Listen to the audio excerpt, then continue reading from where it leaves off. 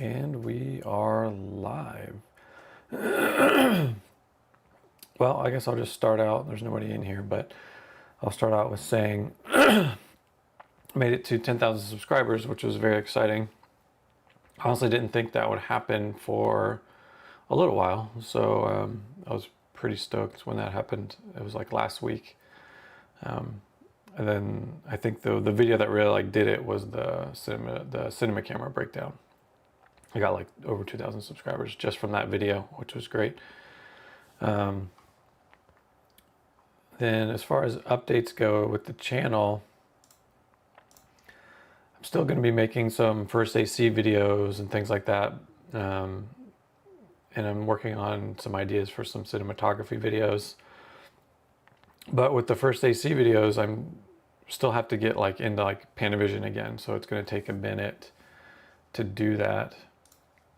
It's just scheduling with them because, my schedule, which is pretty wide open, but their schedule, because they're still getting jobs through there. And so they have to have the space and the time for me to come in and do it. Like on one of the videos, I want to do like a Lambda head video and some other stuff like that. We'll do some stuff with like working with like the dolly, like pulling focus on a dolly. That kind of thing, but because they have a Fisher dolly there, and on their like they have like a little stage area that they do like tests on, so people come in, they can do tests, but they also do like, we'll do like makeup tests and lens tests, lighting tests, and sometimes they'll even do like pickup shots or pickup shoots for movies. I remember one time I was prepping and they had they were doing pickups for this World War II movie that came out a little while ago that was really bad. I forget what it was. Midway. Yeah, that was the one. And it just didn't do very good. Anyway, so that's where I'm at with some of the first AC videos. But then also, some of the first AC videos I want to do require me to have like actors and some stuff. So it's going to be a little tough for me to get some people to come out because like, this channel doesn't really make any money. Like I'll make like maybe $100 in a month, but that's like a good month.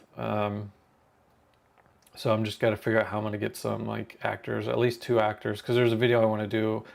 I want to call it like the art of focus pulling, where I have different scenarios where, when you're as a focus puller, it's not just like very technical, just like racking and then racking back or whatever. It's like you have to feel the emotion of the scene and like the tone of the scene and what's going on and the speed of the scene. So you want to be, doing your racks accordingly and kind of so you don't mess up the flow of the scene and stuff like that. So there's kind of like art of focus pulling that I want to do and have these different scenarios or different scenes where there's different actors and like foreground and background and stuff like that. So you can, so I can kind of teach, like they're like unwritten rules kind of, I would say, about like pulling focus when you have like a dialogue in a scene and stuff like that. But yeah, I don't know.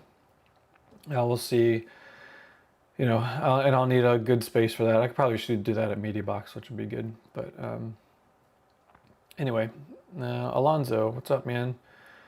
Thanks for videos posted. Helped a lot. Ah, cool. Mexico, nice. Very cool. Yeah, I'm hoping to do more videos, like I was just saying, but it's kind of tough right now just trying to get schedules lined up with Panavision and stuff like that. And there's some videos I can do at home, but yeah, it's getting a little tougher here. I have like a schedule of ideas and things like that. I'll just log in and kind of go through some of the stuff that I'm planning on doing. Let's see. So these are just some of the ones that I've been like thinking of doing and kind of like where they're at. So like pulling focus by eye. I want to do like a short video of just like some like little things you can do to help get better at pulling focus by eye. Like a cinematography one of just basic interview lighting, maybe a short film budget breakdown, if anyone's interested in that. 3-point lighting, but like a little different, not like your basic 3-point lighting. It'd be like maybe using like 2 lights and then having like a passive source, that kind of thing. Pulling focus is an art. That was what I was just talking about. That's what I really want to do this one. But like I said, it's going to require extra people to do it, like actors and stuff. And I'm going to have to like write out little scenes to just kind of like shoot the little scenes and stuff like that. So that's going to take a while. And then understanding the numbers, like the camera settings, like, because when we're on set, people will just like start yelling out numbers, you know, like 2398, 5600, 180, and you're like, you have to know what each of those numbers correlates with. Some of it's pretty easy, but you know, if you don't know, you know, you're just gonna be hearing a bunch of numbers being said, and you're not gonna know what's going on. Ones that I want to do at Panavision are like the Light Ranger. Again, I have to get somebody to help me with that because I don't use a Light Ranger. So I'm gonna have to have a buddy of mine or one of my buddies come out and like do the video with me. I can do like the Preston video. The advanced focus pulling, that's what I want to do with the dolly, because there's this technique that you can do when you're doing like these like push-ins that are going like really close onto something or someone. And then lambda head, that's one I want to do at Panavision as well. Just because it's a different kind of head, like a lambda 3-axis is basically you can roll the camera, but it also like you can it can get really low if you're on the dolly. You can undersling it and you can get the camera really low to the ground and still be able to like operate. Distortion charts is another thing I'll have to do at Panavision, where when we're doing like a VFX heavy job, like I did a bunch of Marvel crossover stuff, like commercial stuff. Like one of them we did when the Doctor Strange movie came out, and we did this commercial where the cape was like flying through traffic and stuff like that. And we had to shoot distortion charts because in the VFX will then take the lens distortion and apply it to the VFX so that it doesn't like stand out. So it, you know, fits. It has the same distortion of the lenses that we're shooting with. And so you have to shoot those distortion charts at the prep. And it's very time consuming. I don't like doing it, but I've had to do it quite often, you know, and I've shot these charts for like the major VFX houses like ILM and Frame Store and stuff like that. So like I know how to shoot these, and I'd like to like teach you guys how to do it. When to roll camera, it's kind of like a basic video. I could do that. I could shoot that here at my house, but I would just be like a talking head video of me just explaining like when you should roll the camera. It's not as simple as just like rolling it whenever. Like there's like the protocol, the call out that the AD will do, but then there's some pointers of when, you know, you want the slate in and stuff like that. Just making a simple camera gear checklist. I just need to shoot this. And then actually I think Xsoon, I don't know how you say their name. They sent me this wireless thing here to like test out. And I'll do like an unboxing video on it, but it's like basically like wireless video, but it's got a lot of latency. So it's not something that you would want to use for pulling focus, but they also have an app. So you can like connect up to like 4 devices, like iPhones or iPads, or I think they even have an Android app. And you can just, you know, do like remote, well, not remote viewing, but like viewing from like an iPad or a phone, so that people on set, different departments, could use it. So this would be good for like if you're doing like a documentary or something like that, or like a really small shoot, and you don't have like a bunch of monitors. You can just have people connect to the app. So I haven't even opened it yet. They sent it to me like 2 weeks ago, and I still need to open it. My film set backpack, I want to do a video on that, because like there's like a really old video when I first started the channel of like what's in my set bag, but I want to do like an updated version of that because it's, you know, it's changed. I carry different stuff in there now. And then I've already shot like packing up the camera into a coffin, that kind of stuff. And then I did a framing chart and like handheld plate video. I just have to do a little bit of pickup shoots for those, just a little talking head inserts. But they're like pretty basic videos, and that's kind of what I have like going on right now of what I want to do. And then I'm going to post King Snake, that short film that I did, that I won the Emerging Cinematographer Award for. And then I'll follow it up with like a cinematography breakdown of that video. Thanks for the congrats. Appreciate it. Yeah, that's kind of what's going on. But I don't think we have a lot of people watching today. Yeah, there's 2 people. 5 people. Oh, we have 5 people now. Amazing.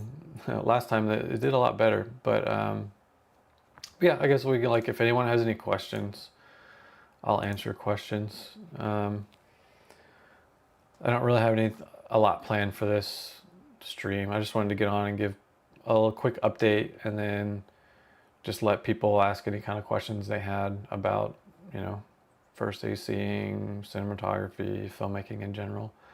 So if you guys or gals have anything you want to ask, or any suggestions that you have for videos that you want to see, like since we were talking about the videos that I have that are like in the pipeline, like let me know if there's any other videos you guys want, and I'll try to get them done. Like I said, it's a little tough right now with scheduling with some of the videos. Some of these, again, I can shoot at home or like at MediaBox. Getting into MediaBox is pretty easy. They're busy there, but they're not like crazy busy. So I don't know. I don't really have much. I guess this stream probably won't go very long if no one has any questions or suggestions or comments. The film industry as a whole right now is not doing well. Like nobody's working. Like 2 weeks ago, I sent out a bunch of text messages to people that I work with, and some people that I haven't worked with in like many years, and just like reaching out, and like even they were like, oh yeah, I haven't worked in months. One of them was like, I haven't worked in 5 months. So I mean, it's really rough out there right now.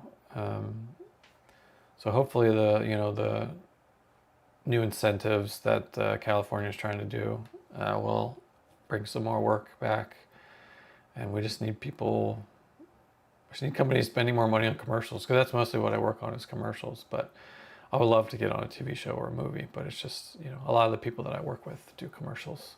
I know a lot of crew that work TV, but I don't know the people that would hire me in TV, like a DP or, like a producer or something like that. So, yeah, I guess that's kind of it. This will be a short-lived stream. If nobody has any questions or wants to talk about anything. Let's see if I know like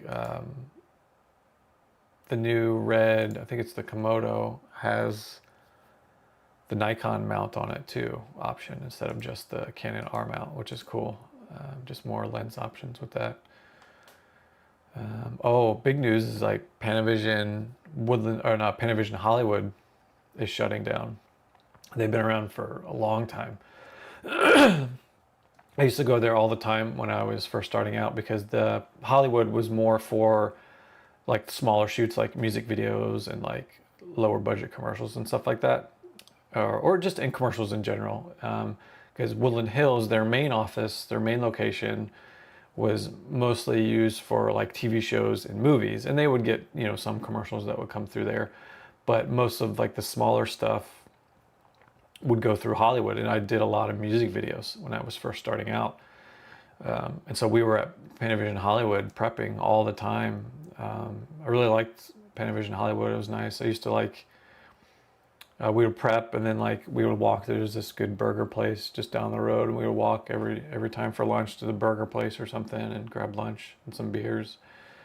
But yeah, I mean, I haven't been to Panavision Hollywood in many years, because the rep that we work with, a lot of the people that DPs that I work with the same business rep at Panavision, and then he years ago moved to Woodland Hills, and so since he moved to Woodland Hills, everyone just goes up to Woodland Hills to prep. So I haven't been to Panavision Hollywood in like 5+ years.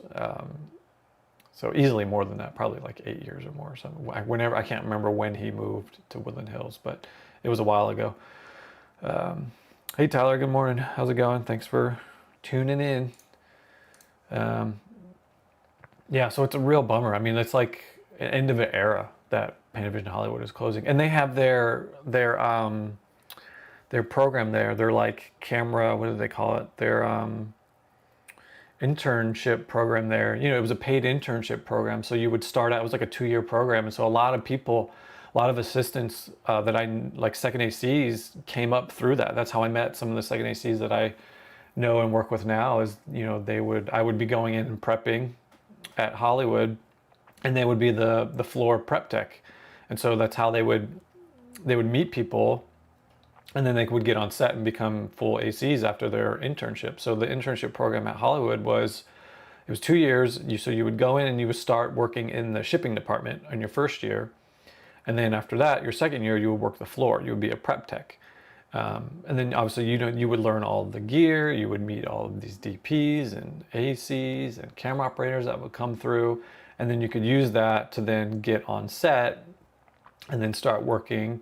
And then, you know, eventually you could join the union. And then that's, you know, a lot of the seconds that I know that are really good came through that program. And now that Hollywood is gone, that whole internship program is gone as well, which is a bummer because it was a great way of training and bringing up ACs in the industry in LA. So it's a real bummer. You know, that just shows you how bad it is in the industry right now. There's just not a lot going on, especially in LA. You know, and having two locations. You know, Woodland Hills and Hollywood, they're not that crazy far away from each other. You know, Hollywood is just more central, but then, you know, again, their headquarters is Woodland Hills. So like at that point, if they're just not getting enough work, there's no reason to have two locations. But I mean, it's been there for decades. So it's like, obviously there was plenty of work going on to have two locations in one city, but it's just not the case anymore, you know. And the state of the industry is just it's like crashing. It's like a sinking ship right now. So it's like, not to discourage anyone from like getting into it, but just, you know, be aware there's not a lot going on right now. Hopefully that turns around. And, you know, and a lot of these companies have, you know, like Netflix and all the other studios have like said that they're building all these big stages and stuff, and they're going to be spending X amount of dollars on productions and stuff, which is great. But it's kind of a, you know, I'll believe it when I see it kind of thing. And, you know, and again, like I said, I work mostly commercials. So like, we just need these companies to spend more ad dollars. So that's like what we need, or what I need right now. Because there's just not a lot going on in the commercial world or in general. So I don't know. If anyone has any questions, comments, let me know. Well, otherwise I'll probably just end this thing in like at 10:30. There's no one seems to be interested in this stream today, which is fine. I don't really do the streams to like do a lot.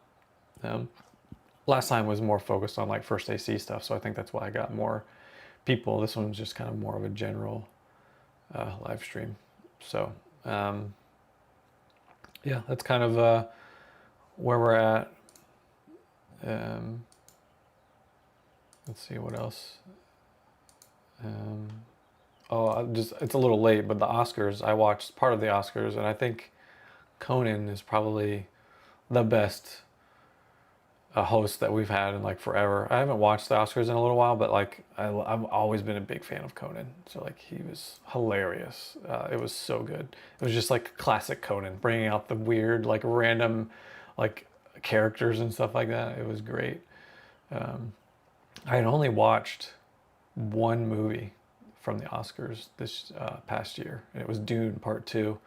And I'd seen clips of some other stuff, like was it the monkey one with the musician? I forget what it's called. I'd seen some clips of that because I watched like Corridor Crew and stuff like that, and they did like one of their reacts videos about all the like the monkey movies and their Oscar. They had like an Oscar episode. I really want to see the new Planet of the Apes. It looks really good. At least the VFX look really good. Um, and I never got to see any of the other movies that were in the Oscars. But yeah, I guess that's kind of it. I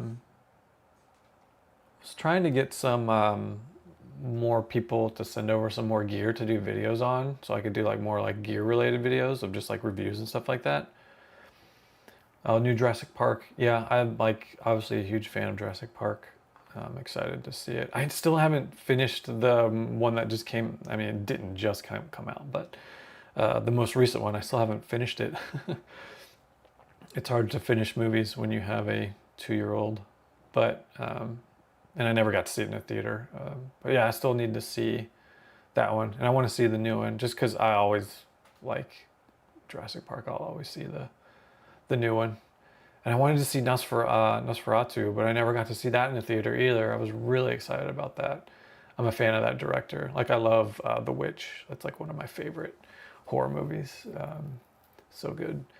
And I wanted to see that movie because it's like a remake of obviously a classic. So I wanted to see that. I never got to see it, but I'll watch it whenever it comes out on VOD, whichever one it comes out on. And Beetlejuice, I never got to see that. That's on HBO. I just need to watch it. What else came out? I know that wasn't part of the Oscars, but just movies that came out recently. I just haven't gotten to see them. Let's see. My wife and I watched Elevation a couple weeks ago. It was like, we enjoyed it. I think it's on HBO. It was kind of interesting. It wasn't like amazing, but it was like entertaining. I liked it. And then we watched The Gorge just like last week on Apple TV Plus with Miles Teller and what's her name. It was pretty good. It was entertaining. I liked the story was cool. Like the reveal of what was going on in The Gorge was kind of cool. A Complete Unknown. Yes, The Witch was shot on the Baltars, Matt. That's another reason why I like that movie. The Baltars, yeah, they used those lenses. Complete Unknown. No, I haven't seen A Complete Unknown. Again, it's hard for me to watch movies, but unless it's like on one of the streaming services, it's hard for me to watch. I really like Timothy Chalamet. The first movie I saw and thought, I was like, oh, this kid can act, was The King on Netflix. If you guys haven't seen that, definitely check it out. It's like really good. That was the first movie where I was like, oh man, I like this kid actor. This is from a while ago. But yeah, I've heard he's really great in The Complete Unknown. And I'm a fan of Bob Dylan anyway, so I love to see that movie. Let's see, Tyler, a huge music person, so that's the only one I went to see in theaters. And yeah, oh, you saw it more than once. Nice, yeah.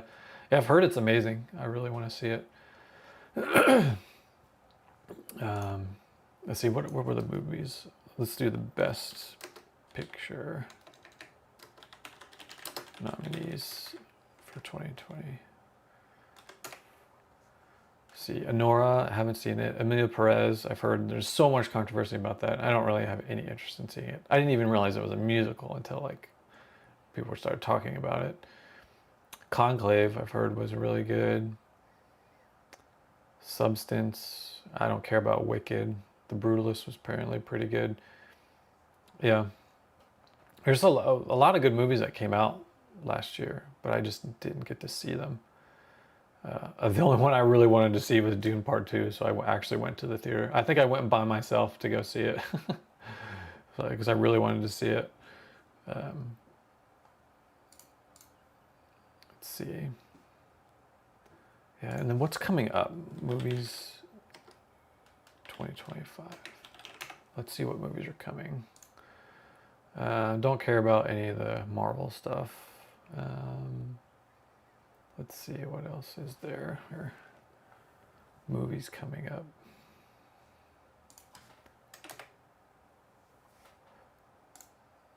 Let's see. Oh, Mickey 17 looks interesting. I don't know how I feel about it. Could be really interesting. But isn't that what's his name? Yeah, Bong Joon-ho. So it's probably going to be good. He directed it, so it'll probably be really good. Let's see what else. Freakier Friday. That's a classic remake. Novocaine, Last Breath Together. The Gorge, we talked about that. It was pretty good. Oh yeah, Mortal Kombat. I wonder if that's going to be any good. Live action Lilo and Stitch. They need to stop making live action remakes. Minecraft movie. It's probably going to be terrible. The Parenting. F1. I'm interested to see F1. I think if I see one movie this year in the theater, I think it would be F1, just because I feel like the experience would be really good. Marty Supreme. Let's see. Yeah, there's not. Oh, Happy Gilmore 2. I don't know. I haven't seen the trailer, so I don't know if it's any good. I'm worried that it's going to be like terrible. Let's see. Yeah, marketing has not been great in general. I feel like the studios just don't want to spend marketing money anymore, especially on smaller films, like you said. Yeah. Yeah, 5 movies. Yeah, I haven't heard of like any of these movies that are supposed to be coming out. Like obviously Happy Gilmore, like that's a classic, but like I don't know anything about any of these movies. There's the new Superman movie, which I'm not like a big Superman fan, but it'll probably be pretty good. Yeah, it's like the Twister. Oh, that's a documentary. I started watching that. My wife was watching that the other day. It's like really interesting. It's like about the Joplin tornado that came through, and it's like a documentary, and they're interviewing people that like survived it and stuff. It's like pretty crazy. So if you haven't watched that, like you can watch that. It's out right now. Let's see what else is going on. Yeah, there's not a lot to look forward to this year so far. I think F1 is the one I'm most excited about seeing, just because I like racing and F1, and it's probably going to be really good, at least visually really good, because they like went all out with the racing and stuff like that. So it should be pretty good. But yeah, like Captain America, Brave New World, like who cares? I mean, obviously a lot of people do, but like everyone's so Marveled out. Like we can just like take a break from Marvel for a little bit. Same with Star Wars. Like we don't need. I love Star Wars, but like we don't need so much. Yeah, that's kind of it. I think that's don't like I said, I don't have a lot for this stream, so I think I'm just gonna probably end it unless anyone has any questions about first day seeing, cameras, anything like that. I think I'm just gonna go ahead and end it. I just kind of wanted to give a quick update of what was going on with like the videos and where I'm at. I think that's kind of it. So I'll just I'll give you guys 2 minutes to ask some questions, and if you have questions, I'll keep going. But if not, I'm just going to end the stream. So I think that'll pretty much do it. Just wait here a minute. Like TV shows. We saw that like there's another Squid Game season like coming out already, and like season 2, like apparently I got a bunch of good numbers, but my wife and I didn't care for it at all. We watched like a few episodes in, and I just stopped caring, and then my wife actually finished it, and she was like, yeah, it just wasn't good. So like it's kind of a bummer. And then the new Stranger Things is coming out soon, which would be good. And then I've been watching Severance. I need to catch up more on Severance. I think they're all out now, I'm not sure, but I'm on like episode 3 of Severance. And then we've been watching White Lotus. We like love White Lotus. I think we're like 2 episodes behind on White Lotus, so we got to catch up. And I love the way that whatever they shot the new season of White Lotus on, the lenses look amazing. I love the way the show looks in season 3. And it's always looked good, but season 3 in particular looks really good. Whatever those lenses are, I love them. Yeah, White Lotus is so good. You binged it. Matt, random question. Is there normally play on a base plate, like a little bit of flex? Um, I mean, ideally there shouldn't be any kind of like wiggle or flex. I mean, it could be that maybe it's just too small of a plate for the build, but yeah, there shouldn't really be a lot of flex. It'd be pretty rigid because you don't want it to like flex or wiggle or anything when it's on the tripod. You want it to be pretty solid. Tyler, would you recommend as a first AC owning a cheaper hand unit like the tilted nucleus and renting higher end hand units for larger jobs, or only always rent? Yeah, I like the one, I bought my nucleus for my FX6, but I used it on some commercials so that I could get the rental for it so it would pay for itself because it's so cheap. So I only had to use it on just like, a half a dozen jobs to pay for itself. But then after that, I would just get like a high five or a Preston from the rental house. But yeah, it's a good way. Like if it's gonna do what you need it to do on the job, like if you just need it for like pulling focus, that's fine. I would use it. I've done it. You could even like if you're doing a job where the DIT or the DP wants to have iris control with the hand unit, you could get like the higher pro stuff like the Preston or high five, and then you could use the Tilta nucleus as the iris motor, and then just hand that nucleus to the DIT or the DP. So that's a good way. Like you could still get a rental from it if you wanted to do it that way. Because if you were doing it with a Preston, you would have to, or the a WC or High Five, you would have to rent another single channel hand unit anyway. So it's not like it's adding to the budget by using yours. You would have to get another one anyway. So you could get the money instead of the rental house getting the money with your nucleus for the iris. Just binged the crap out of White Lotus. Yeah, we love it. Okay, noted. Mid 49, really nice and lightweight. Yeah. Let's see. Yeah, of course. Yeah, I mean, any way you can make a little bit of extra money is good. And then, you can just save up your money. If you really plan on being a first AC for a while, just like start saving up your money and then, get something. You could even get like a used Preston or a used WCU and then upgrade later to like a high five or like the new Preston hand unit, like what's the newest? I can't remember what hand unit Preston is on. Is it the HU4 is the new hand unit, or is it a 3? Let's see. The hand unit products. HU4, yeah, is the new one that came out semi recently. So like I was saying, like if you were going to do the Preston, you would have to get this single channel for the iris anyway, right? So you would be using your hand unit, your main unit for the focus, but then for the iris, remote iris for the DIT, you would have to get this hand unit anyway, because then they could do both at the same time. So you might as well just, don't get this and just use your nucleus. And then there's the different MDRs. MDR5. Oh, there's an MDR5. That's cool. Yeah, because the MDR4 only had 2 ports, which it's fine if you just need 2, but the MDR3 is so much bigger than the MDR4, and it looks like the MDR5 is a little bit smaller.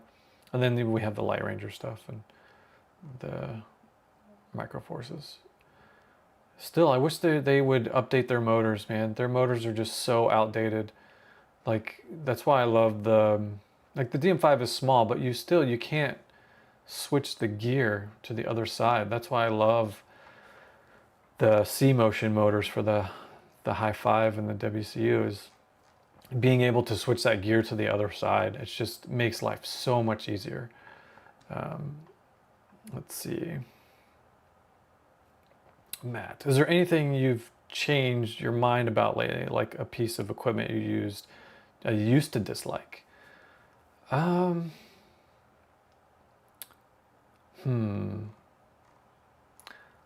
don't know.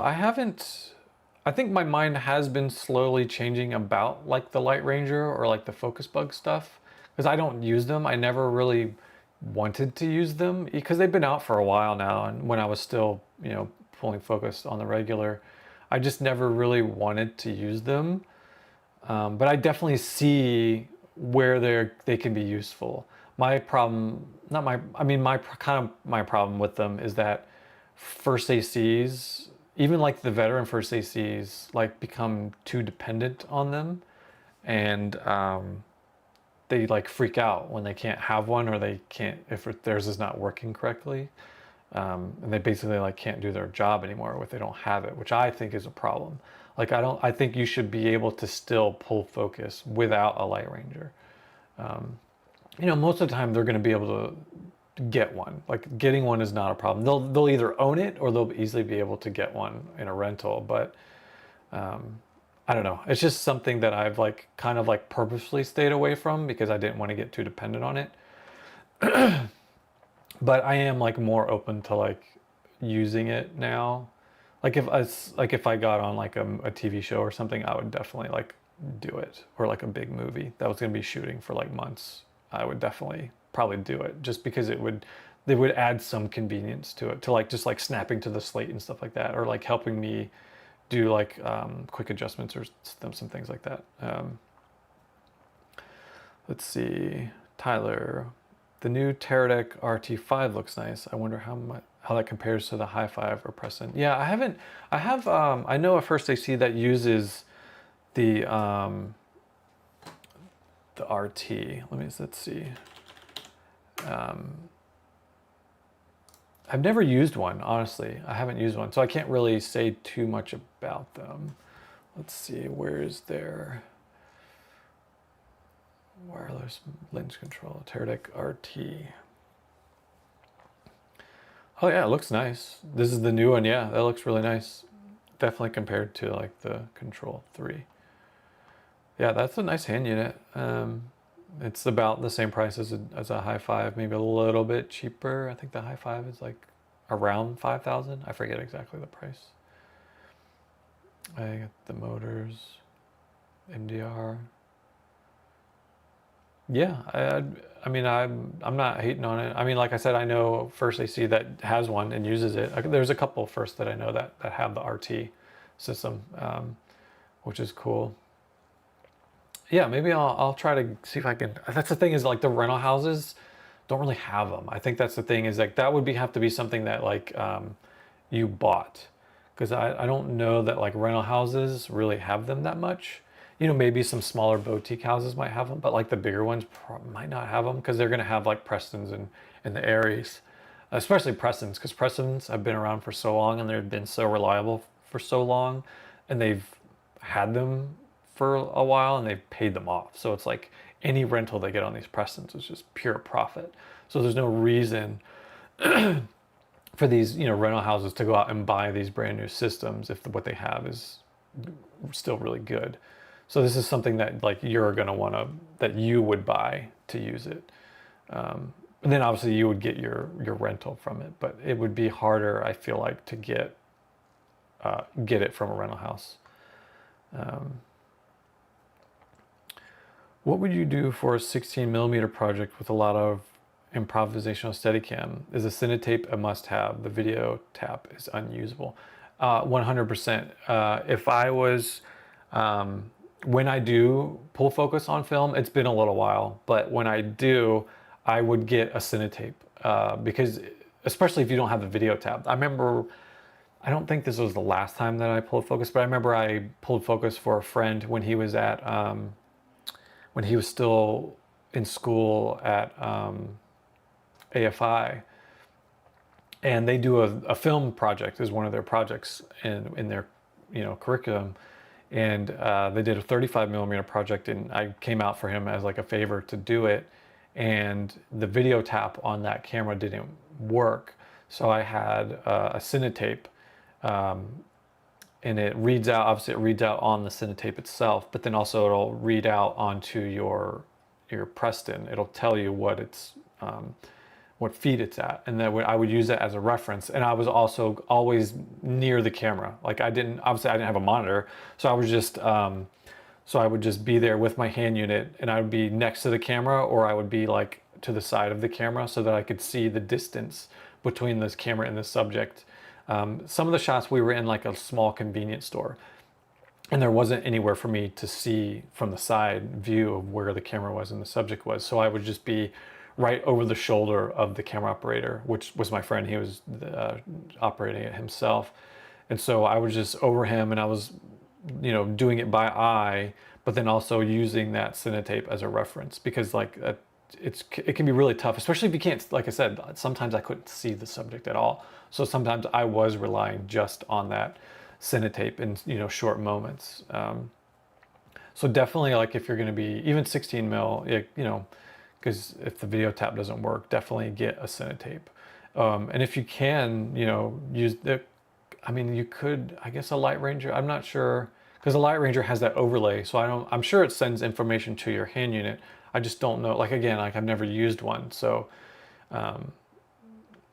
I would use a Cinetape, but if you can still use a Light Ranger without a monitor, that could also be a good thing to do. Let's see, Matt, anything new kit coming out that you're excited about, or new tech coming? New tech or anything new kit coming out?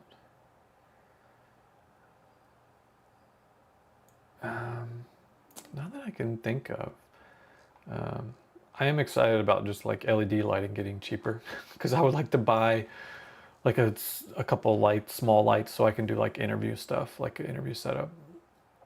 But yeah, the more cheaper the LED lights get, the happier I am.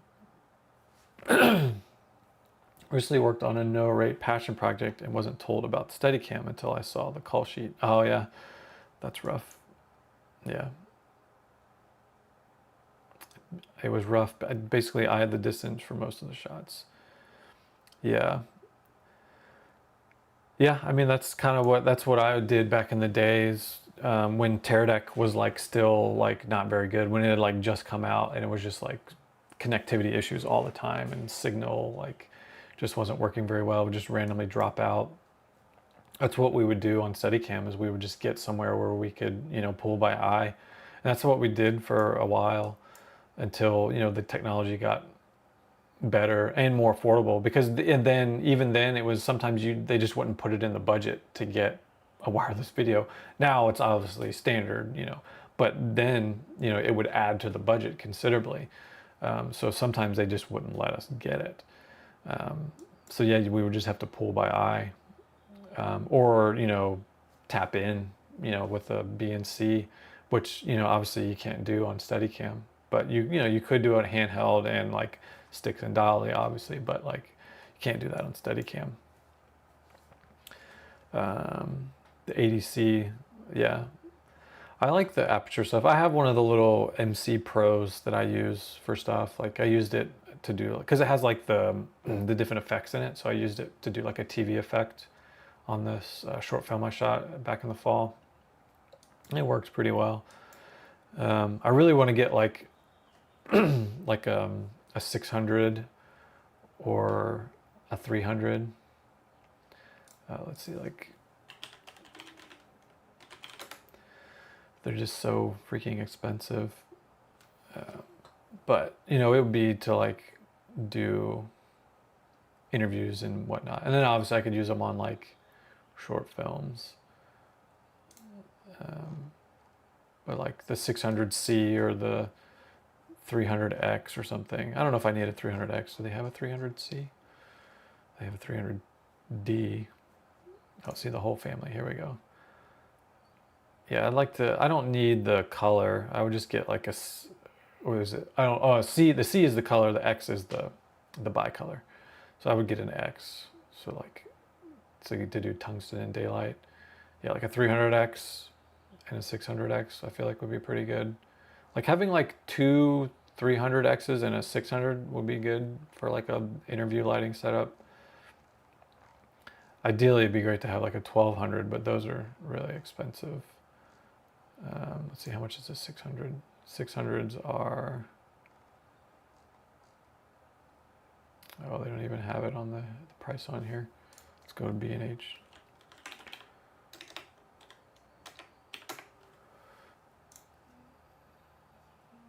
Aperture.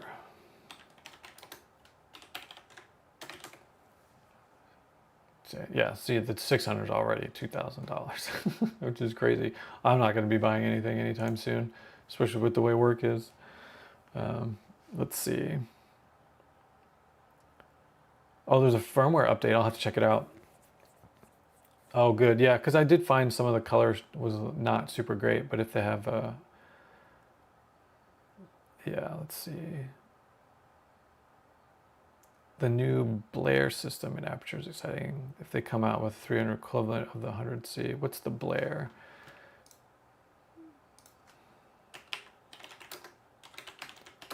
Let's see, what is that?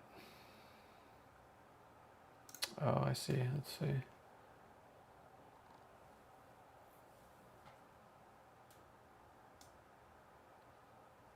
It's cool.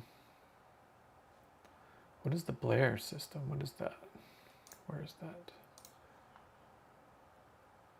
Oh, blue, lime, amber, indigo, red. Oh, interesting. Okay. I hadn't heard of that. That sounds really cool. Blair chipset.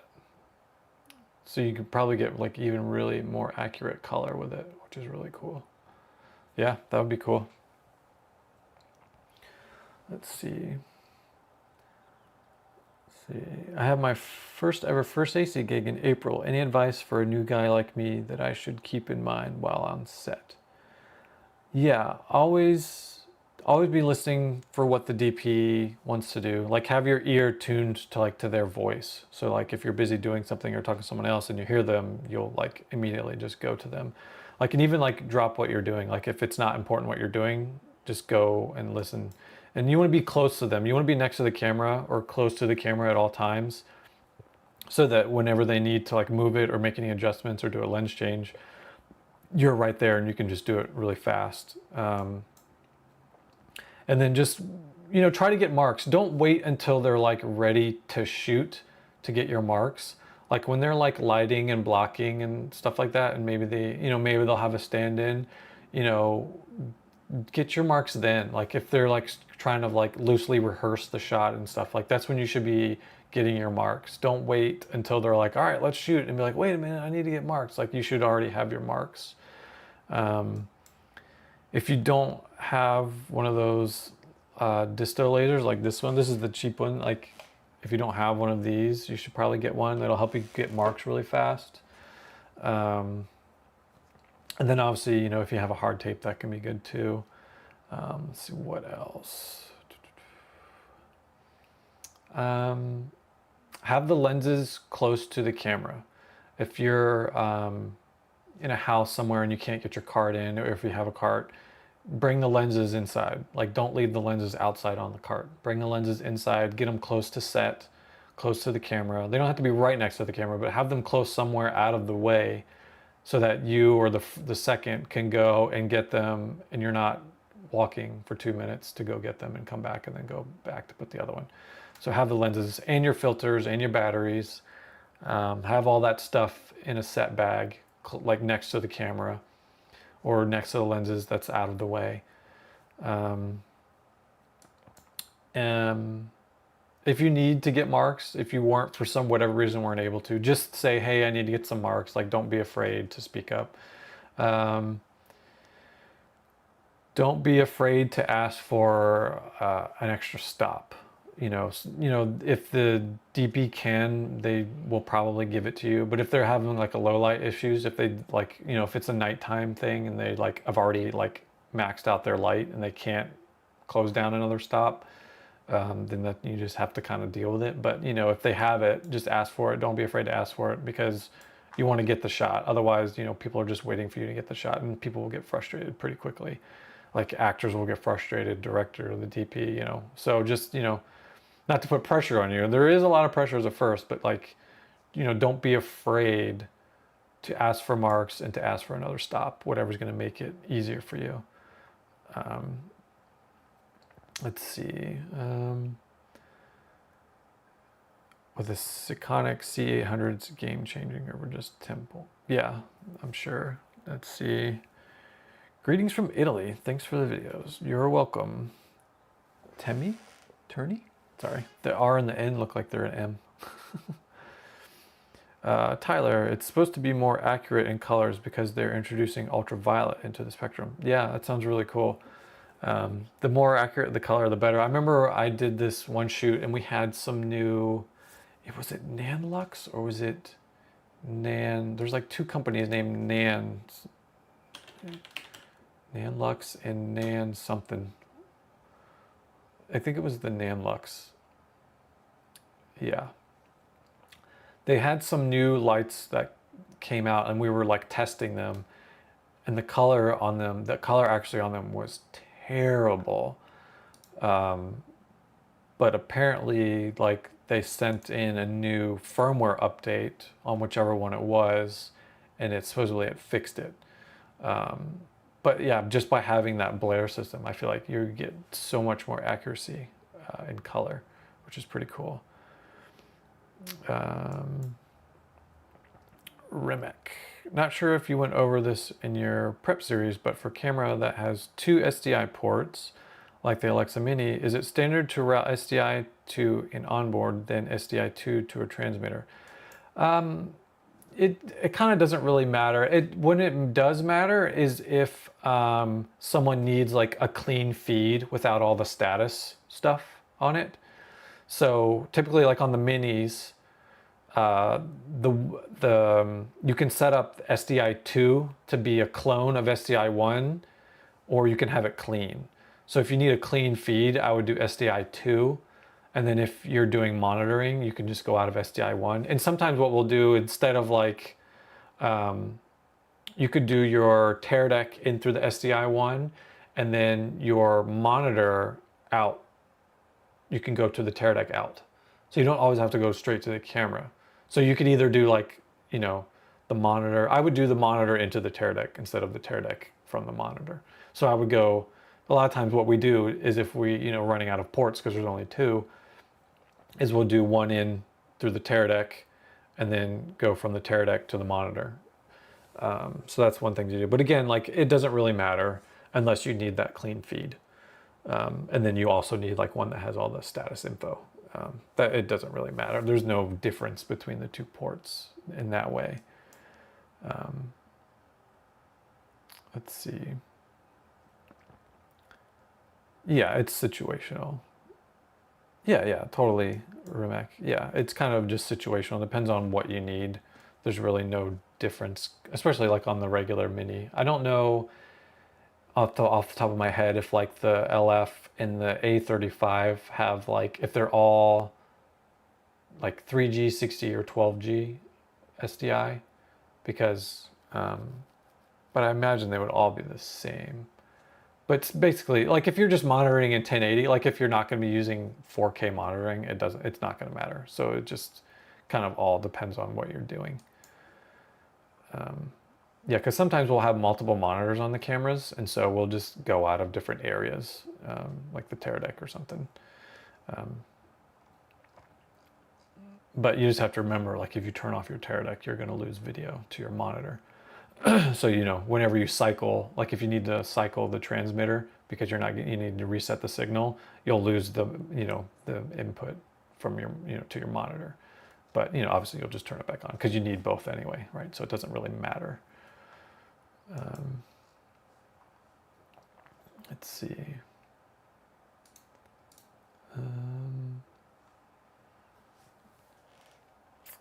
See what's going on. What else is going on? Anybody else have any questions? I'm gonna open up this Waterloo. I'm thirsty. Sorry for the loud noise.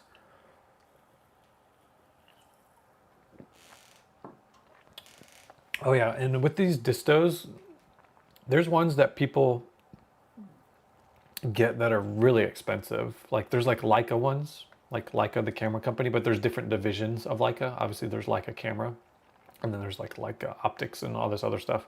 But Leica makes one of these that people buy. They're like hundreds of dollars. They're super expensive, but they have like a lot of like memory features and stuff like that. And some of them have like a rangefinder in them, so you can like look through the rangefinder and get better aiming. Like if something's far away, it's good to have that rangefinder. But honestly, like when you're like that far away, it's kind of like you don't really need it. But it can be good, like, just to get like a better accurate laser. But this is the one that I use. I had like a Bosch one for many years, and then it finally just broke because I had it for like over 10 years. But I just bought this one, I think last year. It's like 30 bucks or something like that. It's in my, if you go to any of the videos, you can click on the affiliate link, and it's on Amazon. Like that's where I bought it. I just like, cause there's so many of these now, I just bought this one cause it was cheap and it came with like a pouch and stuff. So it's like, that's the one I got. Let's see, Tyler, how many monitors can you technically run off of one receiver? If you have one connected via SDI and then also out of HDMI, can you keep daisy chaining off the HDMI? I think you can, because every time you go into a new monitor, the out is boosting that signal again. So it's not like you're just daisy chaining with connectors where you're going to lose signal integrity. You're basically, that monitor becomes a booster. So I think you could like probably daisy chain for a while. I don't know. I've actually never daisy chained like a ton of monitors, especially through HDMI. But with SDI, you could probably almost do it infinitely because it's acting as a booster. With SDI, normally, I think it's like 200 feet you lose signal, like integrity. You can't, just with a BNC barrel up to 200 feet, you're going to lose signal. You have to have a booster in between. So, but like if you're plugging into a monitor and then going out of that monitor is boosting the signal. So you could like, I think in theory, unless I'm, correct me if I'm wrong, but in theory, you could just daisy chain infinitely. So yeah, it wouldn't be like an issue. But HDMI, I'm not sure. It could, in theory, it could be the same thing, because like I said, it's boosting that signal from the monitor. It acts as it's a booster.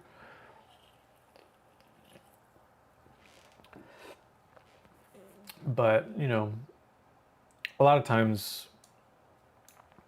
when we're like doing out to a bunch of monitors, we're either sending the signal, if there's no DIT or VTR, we'll just grab at least one extra receiver to throw it on one of the monitors for the video village for like director. And then if there's also a separate like video village for like a client video village, then we'll just like BNC out to it or something.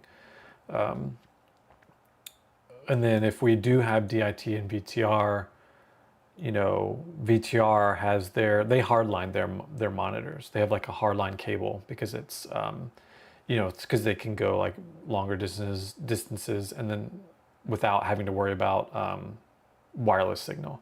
So they'll just, because they have like a special connectors and stuff, because they also have speakers on their monitors so that the director and the script supervisor can literally just talk to them. Their cart might be like, 50 feet away or some in another room somewhere, but they have a speaker and a microphone there, so they can just be like, hey, can you play back, take such and such?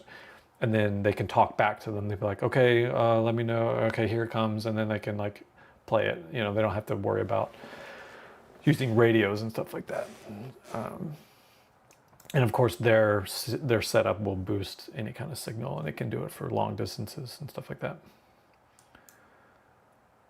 How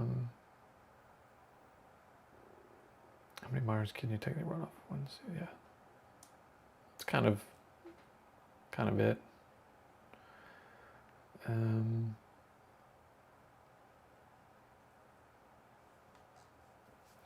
Yeah, I wonder. I wish my tear deck is the 4K one, and then like really shortly after they came out with the Bolt 6. But I think luckily the Bolt 6 and the 4Ks all work together, which is nice, because the 3000s, excuse me, like the old 3000 and 2000s don't work with the 4K and the 6K systems. So that was kind of a bummer that the systems, but the 4K and the 6Ks work together. I wish I could get one of these monitors. They're just so damn expensive. I would love to have one of these standalone monitors with the receiver built in, but I mean, there's no point in me getting one now. But yeah, if I was gonna get a Teradek right now, I would get the 750 Bolt 6, because I have the 4K 750, and I've never had any issues with it. Even the range works really good. But unless you have, if you have the money to spend, you can get the 1500. Yeah, I doubt you need the max at all, but you could get the 1500. Because the thing is, if you're doing like really far distance stuff, like if you're doing car commercial stuff, like camera car stuff, the VTR is going to have a microlight system, and that goes like miles. So it's like you're not going to be using the Teradek to transmit to Village. That's going to be just for you. You'll still have a Teradek on the camera because it'll be for you, because you'll be in the camera car, and so you'll be getting your signal, but you're going to be like 10, 15 feet away from the camera at all times because you're in the car with it. So but when they're going to Village, they're going to put a microlight on top of that arm, and it's going to like transmit to the video Village with that. So it's not something you have to worry about when you're going that long of distance. Now, if you're doing like some car-to-car stuff in like a downtown area, then you would probably just be using your Teradek. But even then, what you would do is you would mount the receivers on the outside of the van. So like there's going to be a follow van with a monitor in it. So you're going to put your Teradek receiver hard mounted, and then just run a cable into the van and into the monitor. And then that way it'll get signal, because it's what is it? What am I trying to say? It's a line of sight. So if it's up high, it's going to have a better signal than if it's inside the van. It's going to really mess up the signal, and you're going to have a hard time. Oh, nice, Tyler. That's a good deal. Yeah, very good. Yeah, I wish I could. I mean, there's no need for me to upgrade. I just was upset that I bought it, and then I think it was like a year or two later they came out with the 6, which is what they do. They come out with them all the time. But I'm just glad they still work together. And I wouldn't worry about 4K monitoring, because no one monitors in 4K really. It's not really an issue. I've never been on a set where they requested that we monitor in 4K, because it does not matter. So I wouldn't worry about that. It is nice to have the HDMI option though. So it's good to have that, because there are cameras, the more prosumer cameras, where they don't have SDI. So you do need the HDMI input on the Teradek. So that's, but I think all of them have HDMI now. I don't think there's ones that don't. Because in the older ones, like the older 2000s and the different flavors of those, the 3000 and 2000s, some of them only had SDI, or they had both. So, but I don't think that's a thing with these. Let's see, what is that? Let's see. Oh, maybe it is with the Max. Let's see. Oh no, okay, so it has HDMI. So yeah, then it's not an issue. Yeah, I wouldn't worry about it. Because we've had to use sometimes we use the C70s or the new C, I think the C80 does, or does the C70 have SDI? Anyway, other prosumer cameras that we have used that don't have SDI, so it's good to have the HDMI.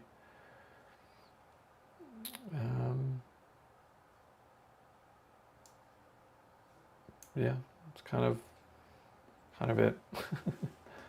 Anybody else have any other questions?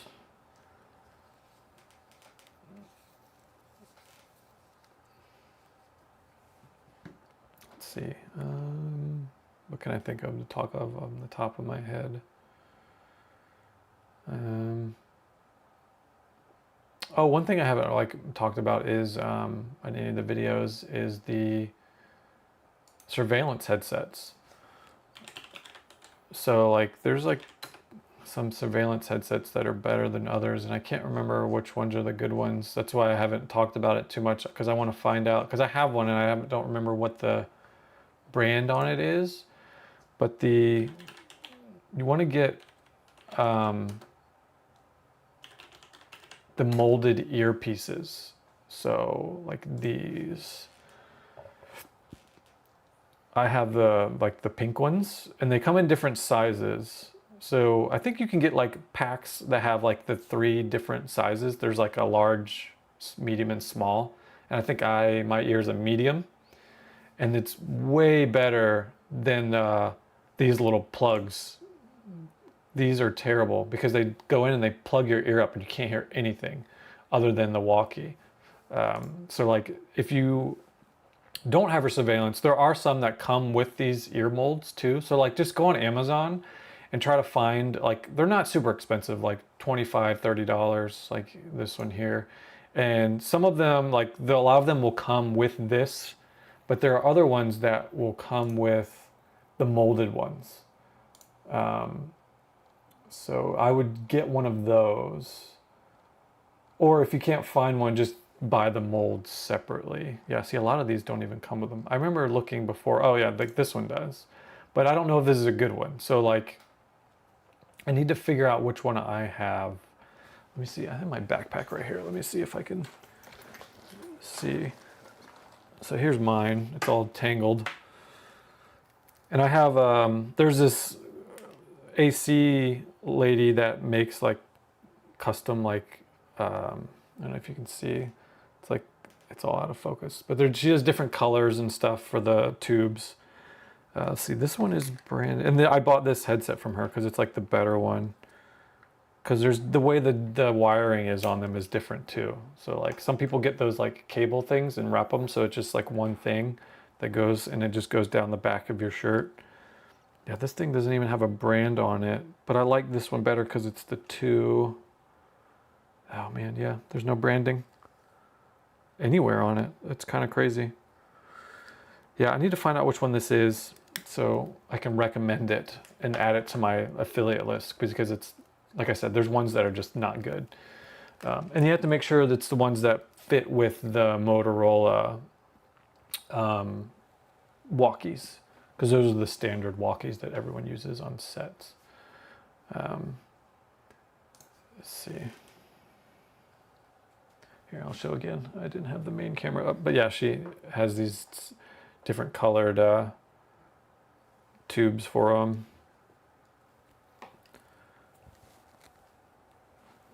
The molds are like a lifesaver. Let's see.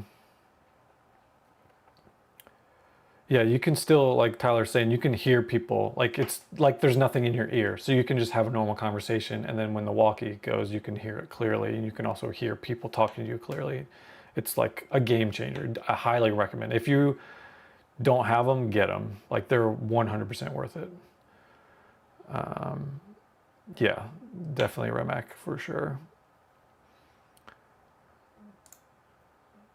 Let's see.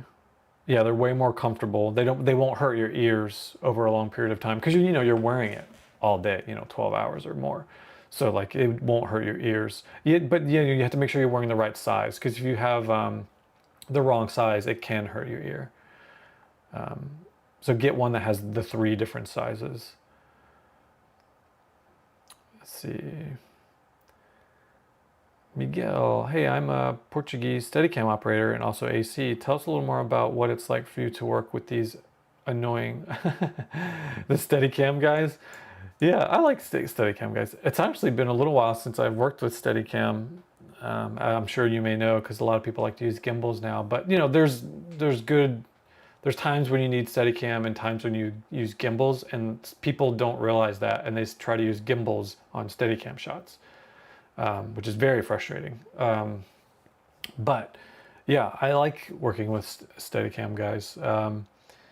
You guys can be a little diva, a little bit of a diva, but not bad, because it's with good reason, because they need their cameras to be small and compact and not too tall. You know, a lot of times we'll take the top handle off and we'll take the viewfinder off because it, you know, just kind of, you want the center of balance to be, the center of gravity of the camera to be to the center of the camera. You don't want it to, the center of gravity to be out somewhere because you have like a viewfinder hanging off the side, right? And then also you want the center of gravity to be low, so you don't want a tall camera. So, you know, you want to make it as short and narrow and not as long as possible. Lengthwise, it's not too bad. It's like the out to the side and to the top that are like the big issues. I'm sure you might agree with me on that, Miguel. So, yeah, you know, when you're building for Steadicam, that's also like when you're doing a prep, it's good to know if you're doing Steadicam, because then you can get the build ready for that. And you can do quick things where you can do Cinelocks, so that you can, like for your monitors and your other stuff, that you can just take off really quick and then put back on when you come off Steadicam. Cinelocks are really great. Like Blue Condor has ones that are cheaper and work pretty good. I have the Cinelock ones.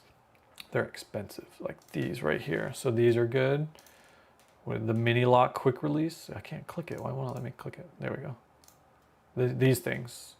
These are great for monitors and Teradeks on your camera, because you can just easily quick release and pull them off, and then just pull off the, you know, unhook the cables and pull the whole arm and the monitor off.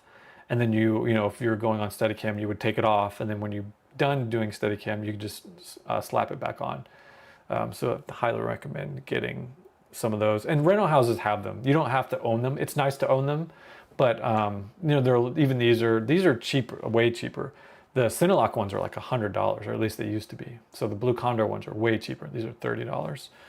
So it's good to have at least a couple of those in your kit, I would say. And so when you're making your builds and you need that, and you know you're going to be taking monitors on and off and stuff, or if you're going to be like switching a Teradek from one camera body to another, you can put your Teradek with one of these Cinelocks, and then just easily, so you would have one on one camera and then another one on the other, and then you could just switch it over really quick. Let's see. Also upgraded to the paracord instead of the clear tube. Yeah, that's what this is that I have. That she calls herself the, where she has like a like catchy name for herself. Anyway, she has the paracord tubes, which are great. M-type headsets, yeah. Miguel, yeah, thanks, Miguel. Rimac. With summer coming, thinking of getting quality of life things for my cart and kit. Any brands you recommend? Umbrellas, glasses, fans? Yeah, definitely. I'm like a big advocate of, let's see. What cart do you have, Rimac? That would help me as well. Recommend maybe an umbrella.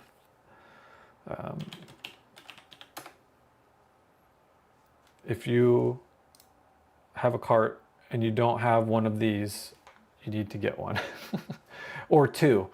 They're great because then you don't have to worry about you know, putting like open cans on your cart or open drinks. You can just put them in the RoboCup. And then it's also good for like your focus stand. Like if you have a focus monitor stand, you can just put that on the stand as well, and then you can have your drink and your snacks right there with your monitor set up and your focus. So I have two of them. I use one, I keep one on my cart and then one on my focus stand. For umbrellas, I have the Sport Brella, but I have a backstage cart.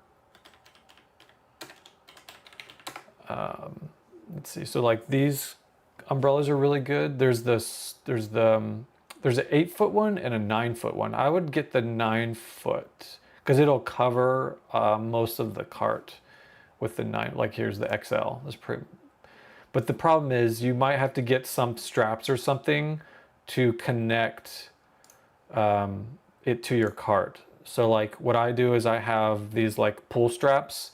So I just put this I can't point at the monitor. So I put this post next to one of my posts, and then I strap it with those pull straps, and then I slide in the top part of the umbrella slides into this part, and this is the little lock, so it locks that. So you can adjust the height of the umbrella with this. And then if I've actually used it for the beach one time, took the family to the beach and we actually used it for its intended purpose. But these are good, and they come in different colors. I would try to get like a gray one, so it's not like a bright color that pops out, just in case, you know, your camera and your cart ends up being in a shot or something by accident. Get like the gray or something like that. I used to have a red one, but then do I still have the red one? I can't remember. But those are good. But then also the non-premier ones are good too. Also, these umbrellas, the Versabrella is great for like your monitor stand. So like this will attach to like a C stand or like those Matthews rolling stands. It'll just clamp to it, and then this umbrella will, like, you can spin the top, and then the arm goes this way, and then the other arm, like, you can basically get it wherever you want it. So I would definitely get a Versabrella for your like monitor setup, or even just to like attach to your cart if you want to, like, put it over the camera or over the shelf of the cart or something like that, if you don't want to get like the big umbrella. Let's see what else. Fans. I don't have a fan for mine, so I can't really recommend fans. In these Versabrellas comes in different colors as well. And I have a couple of these as well. They're also good for, like, if you're going to the beach or you're camping, you can attach them to your chair. So like you can use them for work, but you can also use them for like just hanging out.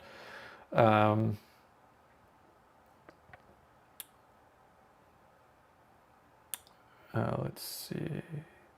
Oh, Miguel, you guys have the lens camera tools. Oh, okay, yeah, definitely those Cinelocks. We just call them Cinelocks because that was the original company that made them, called them that. But obviously, different companies have different names for them because they're copyrighted names. So we just call them Cinelocks. So like those quick release, you just call them a quick release. Those are great. They're same as the Condor Blues. Yeah. Oh, Rimac, you have a Mag Junior. Okay. So yeah, I think. Yeah, you might just have to get, maybe if you have a Mag Junior, maybe you don't need the 9-foot. The 8-foot would be plenty for a Mag Junior. I wouldn't get the 9-foot one. Unless you plan on maybe upgrading to like a senior cart in the future, then just get it just to get it. But you wouldn't need the bigger one. And you could probably even just get away with like one of these Versabrellas. Do they make a bigger Versabrella? Maybe not. Let's see. I thought they made like a bigger Versabrella XL. I just saw it popped up. Let's see. Yeah, so maybe, is there a different size? I don't know if they're different size. Anyway. Oh, but like, you know, even something like that has like these clamps on them are good. You know, I don't know this one. I haven't used this one, but you know, something that can clamp on would be nice. Or you could get one of these hats. You look really cool. Yeah, so that's some accessories I would get for your cart for sure, like quality of life accessories for sure. And if you don't have a trough for your Mag Junior, I would definitely get a trough. It's like the I don't know where you can get it other than like oh, I meant to go to filmtools.com. If you guys don't know about Film Tools, this is a great website to get a lot of like camera stuff that you can't get on like Amazon and stuff like that.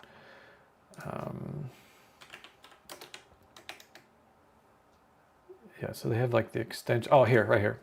I just found it. So Film Tools is great. And then, so this trough, if you don't have this, they call it a utility box, but we call them troughs. Because, you know, like animals eating from the trough. So get one of these for your Mag Junior if you don't have one. It is expensive, but it saves so much space on the shelf, because then you can just put a bunch of little AKS bullshit in there. You can even put like your batteries in there, your filters, any kind of like matte box accessories, anything that you don't need taking up space on the top shelf, put it in the trough, because you always want to try to have that shelf clear as possible so you can work on it and like set the camera on it if you need to, if you don't have like the quick release plate on your cart. So definitely get that. Let's see. And the nice thing is that the trough that I have on my backstage is this trough, but it's the one for the senior one. And it still fits, it works with my backstage. So like even if like you decide to upgrade your mag liner, you could still use that trough on like a different cart. Maybe not on a Jaeger, but if you did get a backstage, you could still use that trough. But if you do upgrade your cart, I would suggest not selling your Junior, because that Junior could be great for like a battery cart or like a monitor cart or something, or a lens cart. So like that's something that I wish that I had done, is that my first cart was a Magliner Senior, and I sold it to upgrade to my backstage. And looking back, I wish I didn't sell my Magliner because I could have, over the years, I could have used it for, you know, battery cart, monitor cart, lens cart kind of stuff. And I could have gotten extra rentals for it. So whenever you're bringing extra carts, you know, try to get a rental for it. So that's something I wish I had done. So like, if you can, don't sell that cart. It's a good cart. And then other people might, you know, might want to rent it from you as well for that very reason. So like it could be potentially be like a little bit of extra cash flow for you in the future too, if you do upgrade. Let's see. It's funny how many people comment on RoboCups. Oh, yeah, I would say it's genius, but it's a great idea. Yeah, like I love them. Like everybody loves them. They're like a must-have for filmmaking because people use them all over the place. Like not just camera department. Like VTR will have them on their monitor stands, so like directors and whoever can put their drinks and stuff there, and you know the grips and electrics have them on their carts, and like they're just so great. See, Miguel, talking about camera carts, what solutions do you recommend to protect them from the rain, ignoring the expensive options that brands have to sell? I need ideas for this topic. I have an Adicam. Oh, I haven't heard of that one. What is that one?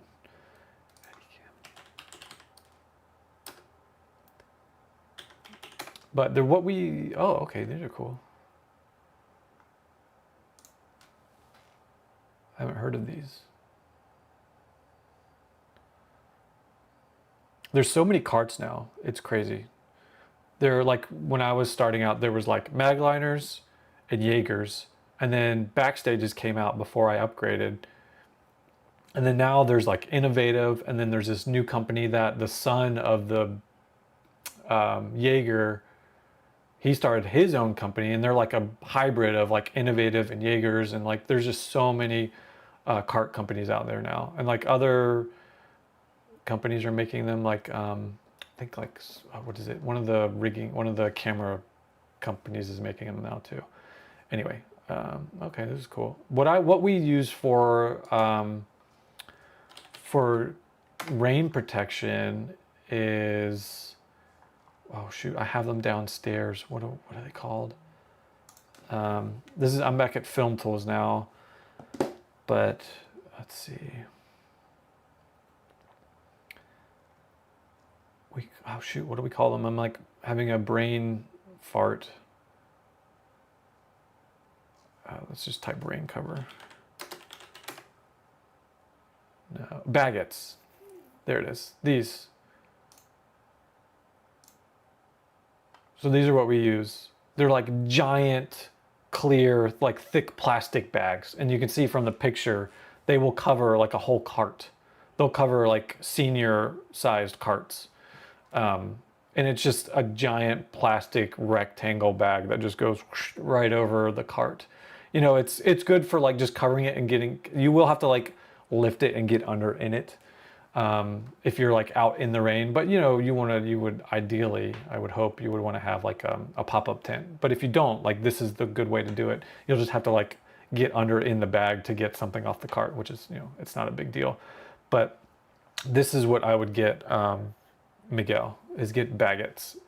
And it's $15 for one.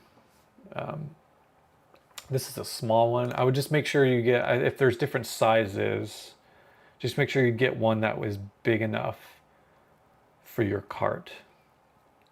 But yeah, that's what I would get. And then since we're on the subject, oh yeah, here's different sizes. Large, probably get a large or something like that, depending on what size your cart is. So that's an expendable we get from production to buy it. We have them buy those for us. And then for like covering like cameras and monitors, we use these cappets. These are great. Always have at least one of these in your kit. And get production to buy them if you can, so you don't have to buy them because they go pretty quick, especially if you're in a rainy climate. So the smaller ones are good for like small monitors and stuff like that. And then the mediums, which are actually large, they don't make a large, but the mediums are good for like covering whole camera bodies or like larger monitors. And they have these rubber bands on them. I should do a video or like maybe even a short on how to use these. But basically there's these blue rubber bands and they're green for the smaller ones. But so you put all over the camera and then you take that rubber band and put it around the matte box. And then you take scissors and you cut out a square hole for the lens to look through in your matte box. And then it covers the entire camera and then you don't have to worry about seeing like through it or anything like that. And then you can also still do, if you have like a touchscreen monitor, you can still do touch through this plastic. So you don't have to worry about like, oh, I have to get under there and to change a setting. You can still do touch on your monitors and on your cameras through the cappets. Let's see. Let's see, Rimac. Oh, so you're right. Troughs definitely would helpful. I didn't know they would make them for juniors. Yeah, they make them for juniors. Yeah, definitely. If you can afford it, like I highly recommend it. Hey, Cybird, thanks, man. My cart is a repurposed utility cart from Amazon. I added bigger wheels and brackets. Yeah, nothing wrong with that. Adicams are very popular here in Europe, made in Poland. Okay. Yeah, I don't think they make them here. I've never heard of them. Maybe they do, but I don't think you can get them here. They look really nice. They kind of look like innovative carts, which are very expensive. But most people that get innovative carts are Steadicam operators and like DITs, because that's mostly what they make their carts for. So they have like, yeah, they have like these different versions and stuff like that. Let's see, shop. So they have a motorized. Whoa. I wish I did have a motorized cart, but at this point I'm not going to get one.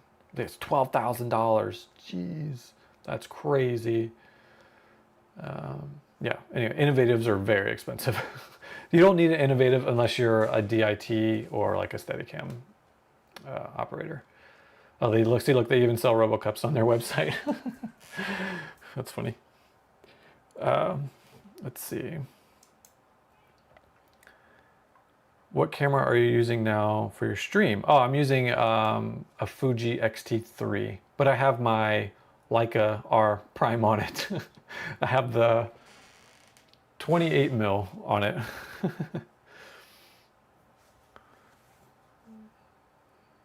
Let's see. Rimac, thank you for awesome tips. Super helpful. Heading to set now. Going off Walkie. All right. Have a good day, Rimac. Crush it.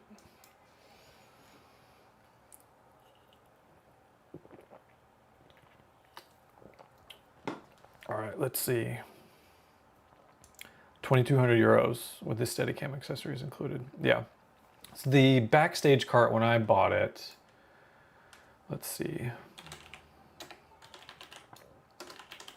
I think the backstage when I bought it was $2,000. And then with all the accessories I added on it, like the Mitchell mount, the sticks holder, I'd already owned my trough, so I didn't have to buy that. It came out to like $3,000. Oh, and then I also bought the quick release plate thing, and then I had to buy a RBQ or a QRP, quick release. No, the RBQ. But I had to buy that from a Steadicam guy here that makes them because it was cheap. They're still expensive, but it was cheaper from him. So the TR4 Senior is what I have. Let's see, where is it? Junior. Where's the Senior? So the TR4, yeah, here we go. TR4 Senior. So it's more expensive than it was when I bought it, just because, you know, how things are now. But I also bought the ones with, mine has foam-filled tires. So they literally don't go flat. They're just filled with foam. The drawback is they are heavier.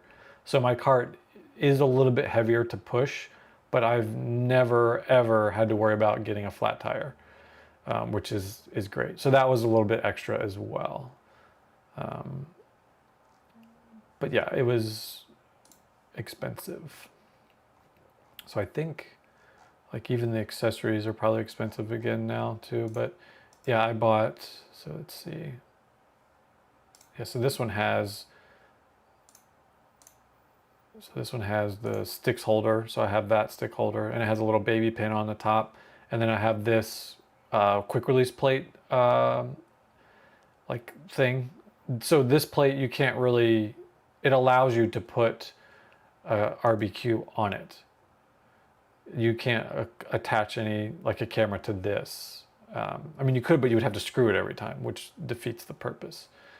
So you have to get a RBQ. I don't even know if you, oh, this is backstage too. Tools.com. RBQ.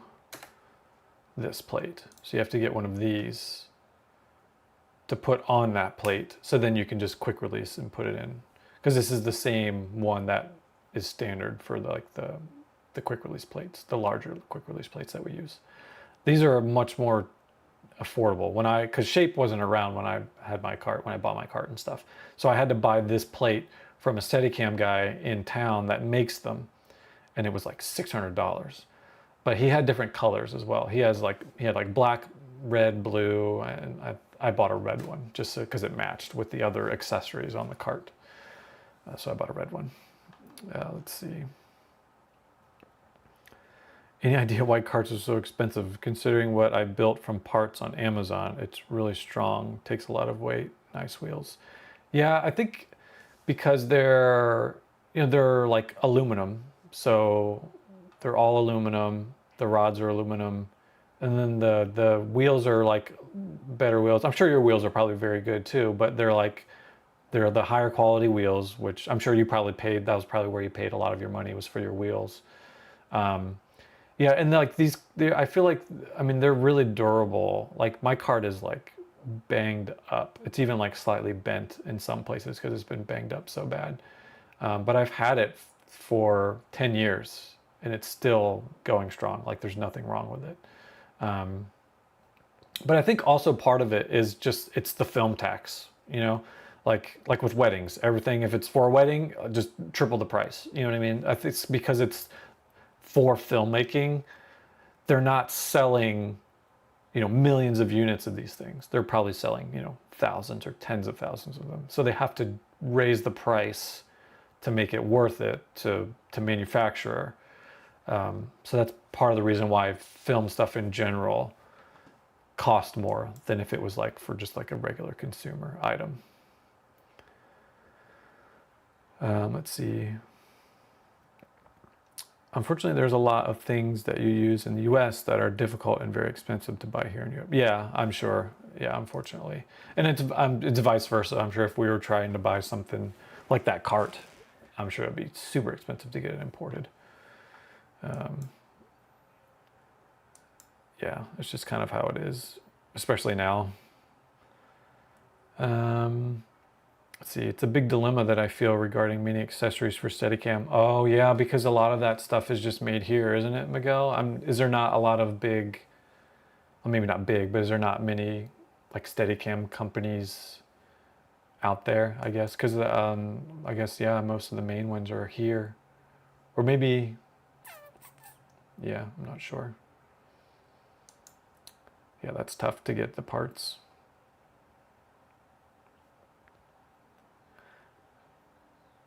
Yeah, isn't aluminum. Yeah, that's where I think where a lot of the cost comes from. Cybird is the aluminum. Like aluminum is not super expensive, but it's not cheap. It's not a cheap metal. Oh, you have the Tiffin M2 with the bolt made in US. Yeah, yeah, that's tough. Let's see what else can we talk about. Carts. But yeah, like you don't have to get one of these big expensive carts. You know, you can do like Cyber did, is just like make your own cart. Because a lot of people do those, not a lot, but some people use for like maybe not their main cart. They'll use those like Rubbermaid carts. Let me see.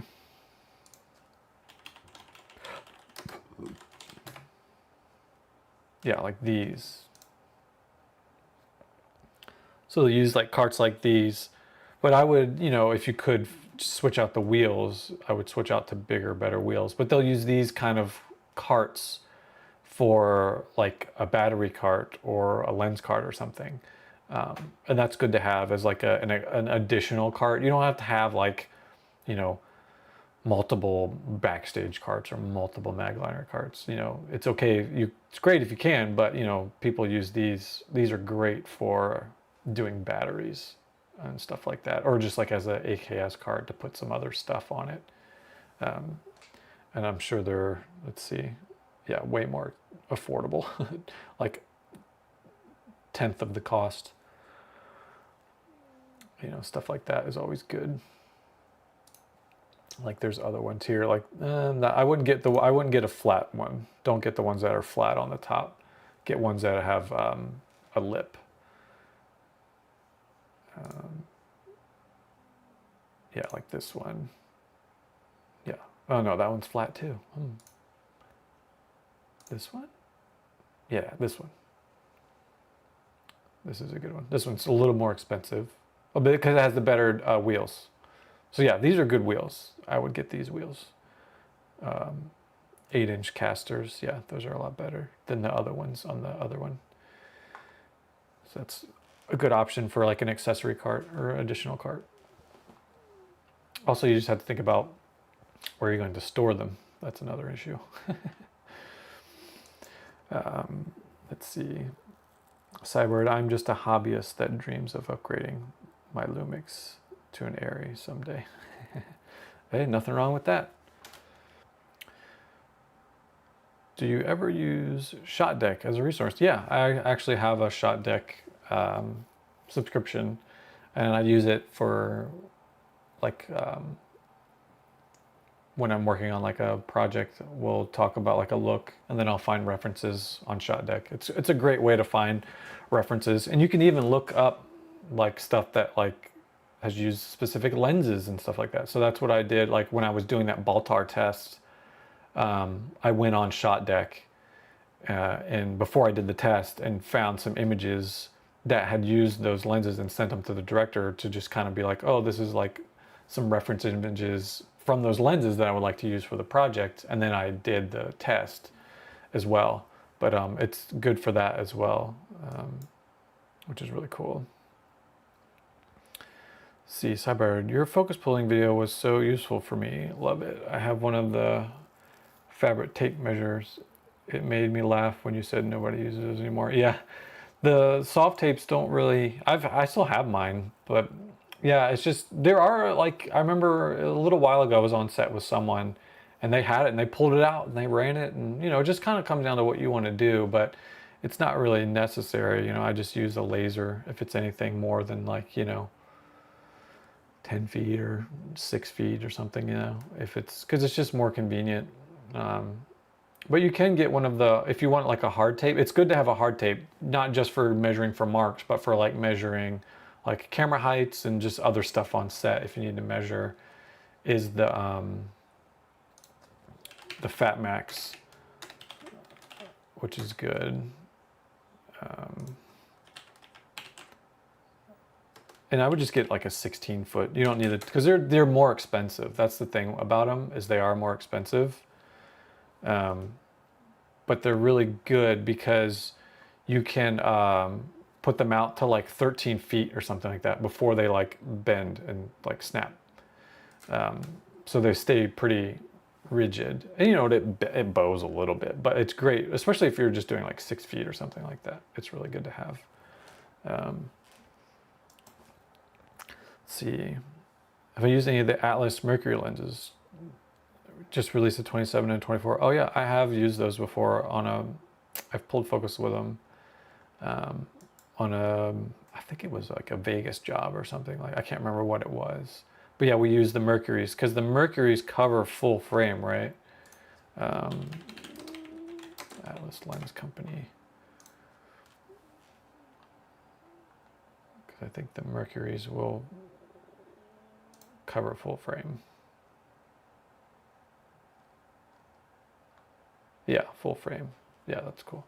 Yeah, and they have a 20, what did you say? A 24? Yeah, that's really wide for anamorphic, which is really cool. I feel like a 27 would probably be good enough. I mean, 36 is already pretty wide, but yeah, that's cool. I would get a set of these if I could. And they're not crazy expensive comparatively, obviously. Oh wow, these the wide lenses are way more expensive. Oh, that's a pre-order price. Okay, I think that's what that is. Oh yeah, yeah. Deposit. That's the deposit. Okay. Yeah, they're you know, not cheap, but compared to other anamorphics, they're very cheap. Yeah, they're pretty cool. I like them. I've used the Orions as well, but those don't cover a full frame, I don't think. Speaking about things that don't exist in my country, tell us a little about your experience working with Panavision equipment rental. Yeah, I mean, I like Panavision. I go there a lot. They're most, like, the number one rental house that I prep at, just because a lot of people I work with go through there. And then I go through there as well when I'm shooting, if I can. If I have a little bit of a budget, I'll go through there. And I've shot with their anamorphics, their T-series anamorphics. I shot a short film with those a little while back, like years ago. They're really cool. Yeah, they're good. Sometimes the thing with like the big rental houses like that, though, is that like when they're really busy, they can like run out of stuff. With any rental house, you know, if they're really busy, they run out of stuff. But yeah, in general, I like working with Panavision. They've been good to me. You know, I've known them for many, many years. And they have like anything that you can want, they're gonna have it. Or they'll get it, you know what I mean? They'll like source it from one of their other locations. Like sometimes they'll like fly stuff in from Europe, you know, because they, you know, they don't have unlimited of everything. So like there's like periscope lenses or periscope setups that they have that they only have a handful of them, and sometimes they'll have to like fly them in from like overseas or from, you know, other side of the country or something like that. So like if you know, need something, they'll get it for you, which is great. And their equipment is good. I really like their cages that they've made. They make like their own custom cages for their cameras. So like I like their mini and mini LF cages and stuff like that. They're really nice. Yeah, and of course their lenses are incredible. You know, that's why people go there. Their anamorphic lenses are like unmatched. And then they also have like their primo primes and stuff like that are really good. They just have really good lenses there. Oh, will the Mercury's cover VistaVision? That's pretty cool. Is there a simulation game or SMT to learn pulling focus? There is, not that I know of, but it is something that I've wanted to make. But it would take so much to make it. And I would need to figure out if I could get one of the existing, focus units to work with the game, or if I would have to like make my own, So it's like, it's very involved. I would love to make it. I would love to make like a simulator to like teach people. But it would be like heavily, heavily involved and cost a lot of money. There's not one that I know about. I know there's like operating ones that people use with like the, those inertia wheels. They have one where you can like practice operating and stuff, but that's like completely different. Let's see. They have a 24 and 27 at their headquarters. Got to do a quick test on Komodo a couple weeks back. Looked pretty wide, even on Super 35. Yeah, I'm sure. Yeah, 24 is super wide for anamorphic. Did it distort? Was like the 24 and the 27 pretty like fishbowl-y? Tyler, let me know. Miguel, Pandavision cages are amazing. Yeah, they're great. The simulation math on that would be something. Yeah, I would love to do it. I really would love to do it, but it just would be very difficult, especially the interfacing with the controller and stuff like that. Because like I said, you would have to either get one to work with like a nucleus mini, like whatever that little one is that they have, nano, the nucleus nano, or the nucleus M. You'd have to get it to interface with that, or literally like invent your own controller, which would be, you would basically be making like a Fizz handset, but like on the a cheaper version, obviously, but you would still have to make it. So it would be tough.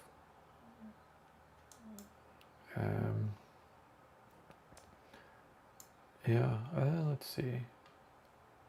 Yeah, I think, doesn't Atlas, who is it does the Wednesday?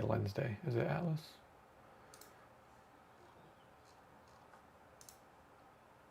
I don't remember. Yeah, I used the, I don't know how to say the name of this company, but Siriu or something like that. I used their anamorphic lenses on a short that I did like a year or two ago. And they weren't bad. They were cool. They're like very affordable. Sirui? I don't know how to say it. Let's see. Yeah, these.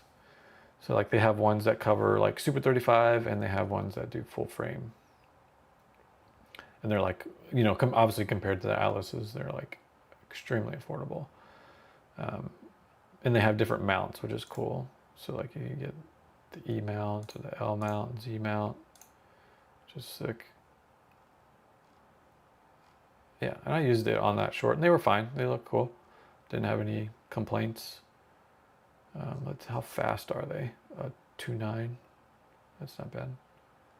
It's pretty good for anamorphic. Yeah. Tyler, distortion on Super 35 wasn't bad. Okay, probably shows up more on full frame. Yeah, because you would have more field of view, so it might be a little more. Let's see, Miguel. Do you enjoy working with the Trinity, or is it annoying for you as AC to have customized the rig? I actually haven't worked with an operator that does Trinity. I know it's become more and more of a thing, like almost like a must-have, from what I understand. But I haven't worked with a Steadicam operator in a while, and I also haven't ever worked with one that uses the Trinity. Is the Trinity, you have to like build the camera smaller to fit inside of it? Let's see.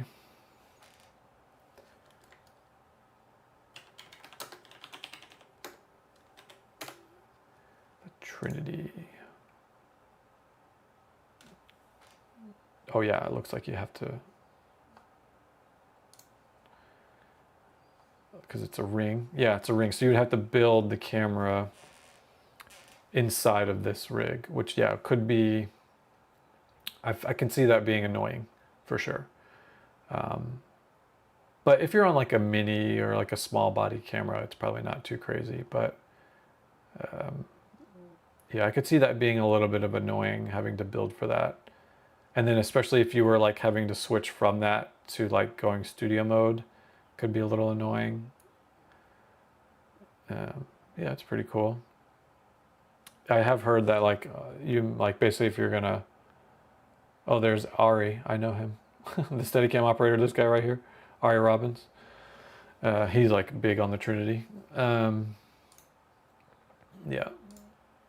it's been a while since I've worked with him. I worked with him years ago before he was like the big Steadicam like guy, because he did like La La Land, and that like made him like become like the guy.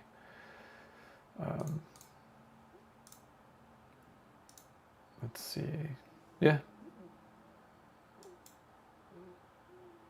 But yeah, it's like working with a gimbal, you know what I mean? Because the gimbals are like stripped down, so it's really not that different. It's just annoying if you have to go from gimbal or Trinity to handheld or studio mode. But, you know, a lot of times when we're doing gimbal, we're like just doing gimbal. Or we'll have a camera that's just all gimbal, and then we'll have other camera that's doing, you know, handheld or studio or something. You know, we'll have multiple cameras.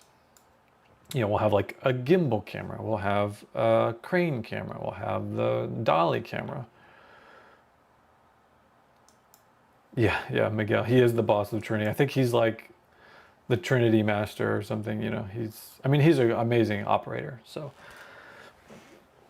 do I feel like gimbals are replacing Steadicam in the US market at least? Well, I mean, like I said, it's been a while since I've worked with a Steadicam. But again, you know, I mentioned earlier, like a lot of people just don't understand when to use Steadicam and when to use a gimbal. You can't just use a gimbal for everything, and you can't just use a Steadicam for everything. There's times where you need one over the other. And, you know, like, you know, if you're doing like this long following shot or following shot with someone through all these different things, whatever, like you should just use a Steadicam. You don't need to use a gimbal, because with a gimbal, you're still gonna get some little bit of up and down. You know, it's not gonna be like shake. I'm just saying like you're gonna get that perspective change a little more easily because someone's walking with the gimbal and it's hanging from whatever rig they're using or from down low. And so there is going to be a little bit of up and down as opposed to a Steadicam, where that's the whole idea of the arm, is to keep the camera there the whole time. It's not going up and down. And it's not heavily pronounced in gimbal, but it's, you know, there's no way you can keep a gimbal just like this walking the way you can with a Steadicam. And then with like the Trinity and stuff, now you can get the camera pretty low, you know, in a shot. So it's like, and it can be more difficult with the gimbal because you have to wear like this what's called zero gravity rig, or the gravity rig or something like that, which I've worked with a few times. What's it called? Let's see.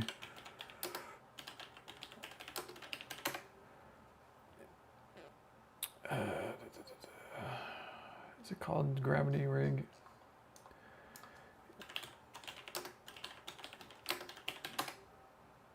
I will say, I think a lot of it's good. Steadicam is still like prevalent because when people are hiring operators for like movies or shows or something like that, their A camera operator is going to be a Steadicam operator, because then they have the option all the time to do Steadicam, right? So like the A operator will be an operator slash Steadicam operator, and then the B and C or whoever will just be straight up operators. They may not be a Steadicam or a gimbal operator. Anti-gravity rig, that's what it's called.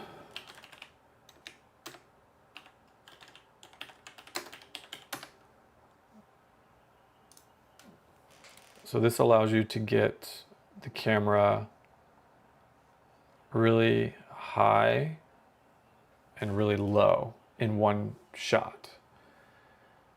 And it's pretty cumbersome. There's Connor. I know, like I work with Connor all the time.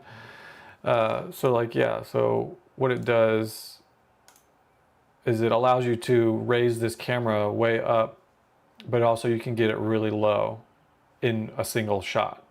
Where before you would have to, I can only go this range, or I can go low and to mid range. But now with that rig, you can go basically floor to above your head. But it's like a really big rig. And obviously you wouldn't use it for everything, but you would.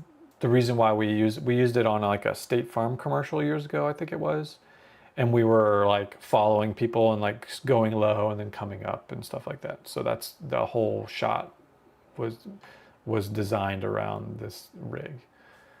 So that's why we had it. And there's only a couple people in town that know how to use it or that operate with it. So it's like a pretty specialized thing.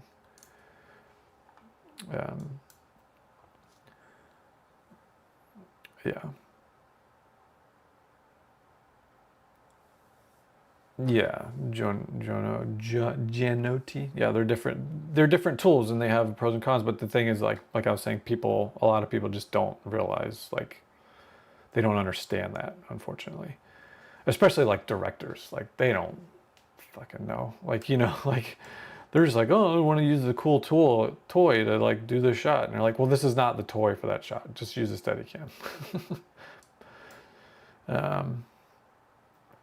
But it's Miguel. But it seems that at least here in Portugal, they are calling more gimbal operators because it's more versatile. It can be used both in hand and on the crane.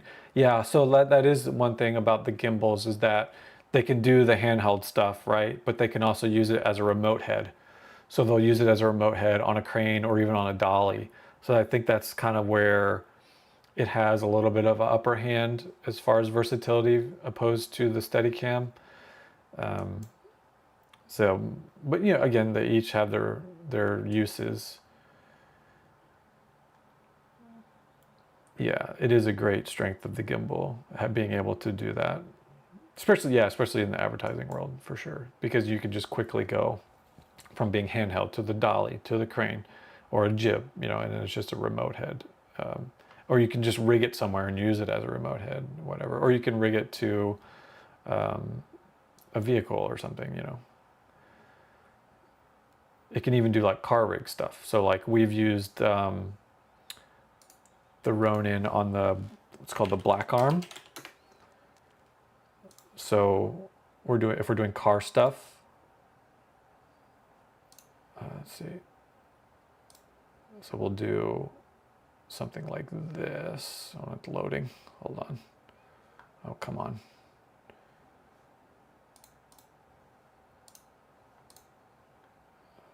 Load. Yeah, the Flow Cine black arm. Here it is here. If it would just load. Here, it's loading. Oh my gosh. So it's like a dampening arm. So it kind of acts like a Steadicam arm for a car rig. So it will, let's see if I can find a picture that has it with the camera on it. Here. So you'll attach it to like a post. You'll have to rig up the car, right? And then you'll put it on some speed rail, and then it'll just go, the gimbal attached to it, and it will keep the camera from just going like crazy. It'll just keep it pretty level. And it's good for like if you're doing like cheaper car rig kind of stuff. Instead of getting like a camera car, you can just rig this to any car you want. You just have to rig up the car. Or we've even done the black arm on dolly. So if you're doing dolly and you're not going to be on track, if you're going to be rolling around just on like a hard surface, that's like, obviously it wouldn't be like bumpy, but like a smooth surface, but it's not smooth enough to get like a smooth dolly because you're going to be like moving all around. We've done that with the black arm. So then it just takes out all those little bumps with the black arm. So that's another like thing that the gimbal can do. But we've done like rickshaw stuff with Steadicam quite a bit, which is great for like doing like fast running stuff. Can you spell rickshaw? So yeah, like these rickshaws. which Miguel, I'm sure you've done. So like you'll just be on, there's different versions of these, but this is like one of the rickshaws. So basically the operator will sit with their Steadicam on this, and then someone will be pulling or pushing the rig so they can do like longer shots on whatever surface they're on, like, you know, like gravel or a road or something, which is great. See, they even have like a push bar. You can push it, pull it, however you want. And then, yeah, they'll just sit there. They can attach the arm to it and then just operate that way. Just like that. So it's pretty cool. Let's see. Let's see what's going on. Yeah, the black arm is pretty dope. Wesley, how's scene in LA looking? Not great. It's not looking good. I talked earlier, I reached out to a bunch of people, and even people I haven't worked with in many years, and no one is working. So it's pretty rough right now.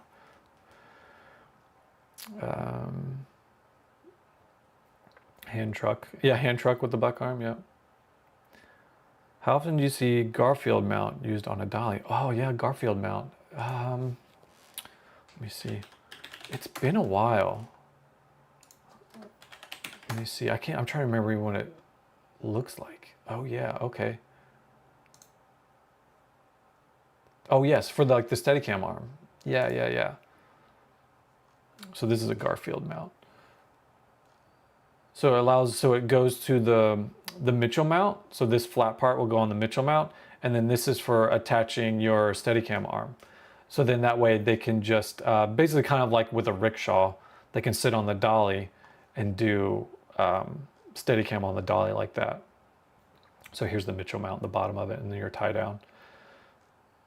Yeah, I've done it. It's been a while since I've done that, but yeah, it's definitely another way to get like the Steadicam on like a dolly or something like that.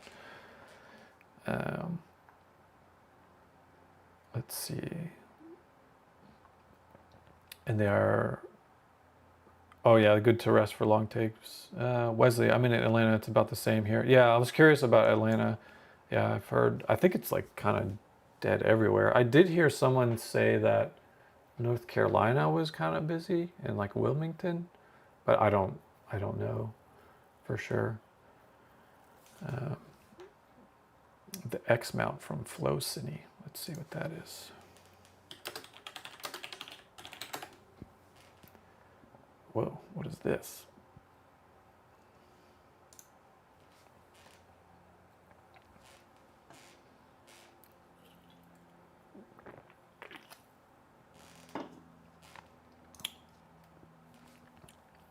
Oh, is this for attaching like for your Steadicam to like a post? Oh yeah, I see. Okay. That's cool. Yeah, that's really cool. I haven't heard of this one. That's cool. Good to know about. Oh, this looks like a Mitchell thing here too. Yeah, Mitchell adapter. That's cool.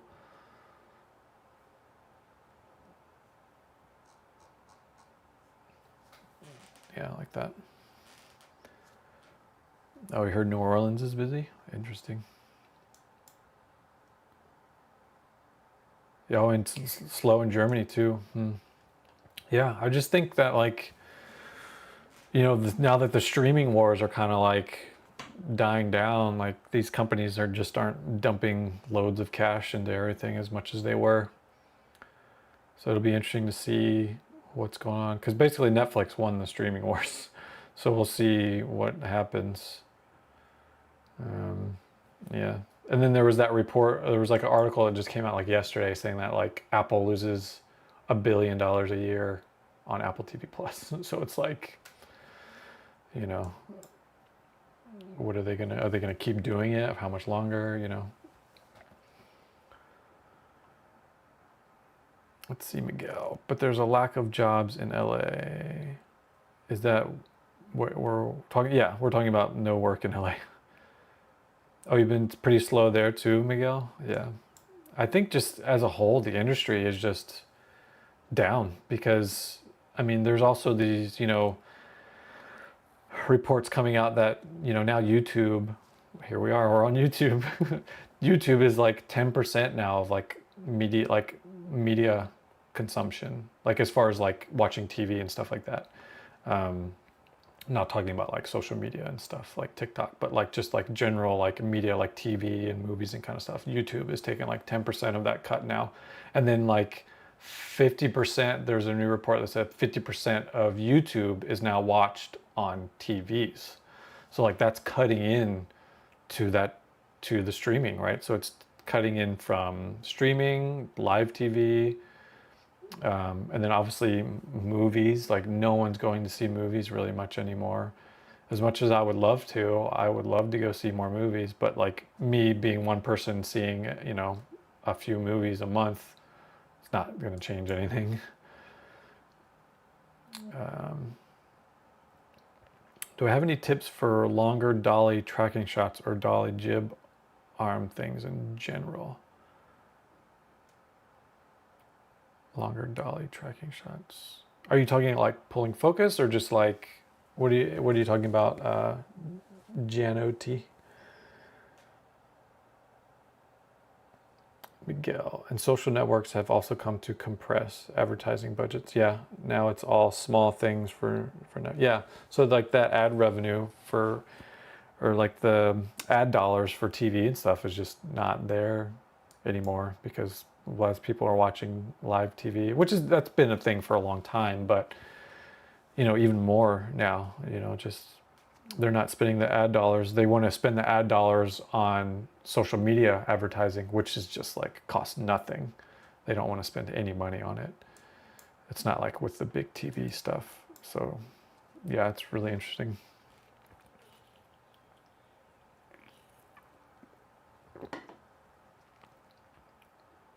Yeah, because I do a lot of the T-Mobile commercials, and the agency that has that account, they've been doing a lot of social stuff too. So like we'll be doing like our main broadcast commercial, but then at the same time, they have a separate unit, a small unit of like small cameras shooting vertical for TikTok. And so it's like that's just it's just another thing that they've been doing. They didn't used to do that at all over the past couple of years. Like now, because the clients they want that, so now that's becoming a thing, a part of every single job that we do now for the broadcast. They're doing the social stuff, and so what's happening is there'll be like leapfrogging. So like we'll be shooting our broadcast with the main talent, and then we'll be done with that shot or that setup, and then we're going to move on to the next one. So talent will go away, and then now they're going to go to the social media set, which is somewhere else, a part of whatever set we're shooting, or maybe just somewhere else, and they're doing that, and then we're setting up for the main broadcast next shot, and then they're done with the social, and then they come from the social and they go back to the broadcast. So it's like they're just like constantly working. And I remember the last T-Mobile job we did, I worked both units. So I was working on the broadcast unit, and then I would go and operate on the social unit as well, because they needed another person because they had 3 cameras. So I was doing one of those cameras. So I was literally going from this one to that one, to this one to that one. So like the whole day, I was just like leapfrogging.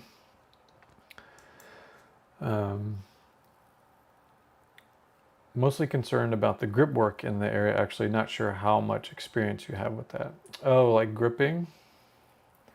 Yeah, not too much.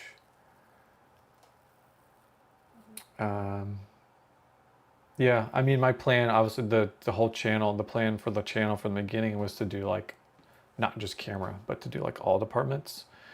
Um, and I have to get other people to help with that stuff because I'm not a grip. But I know very little, but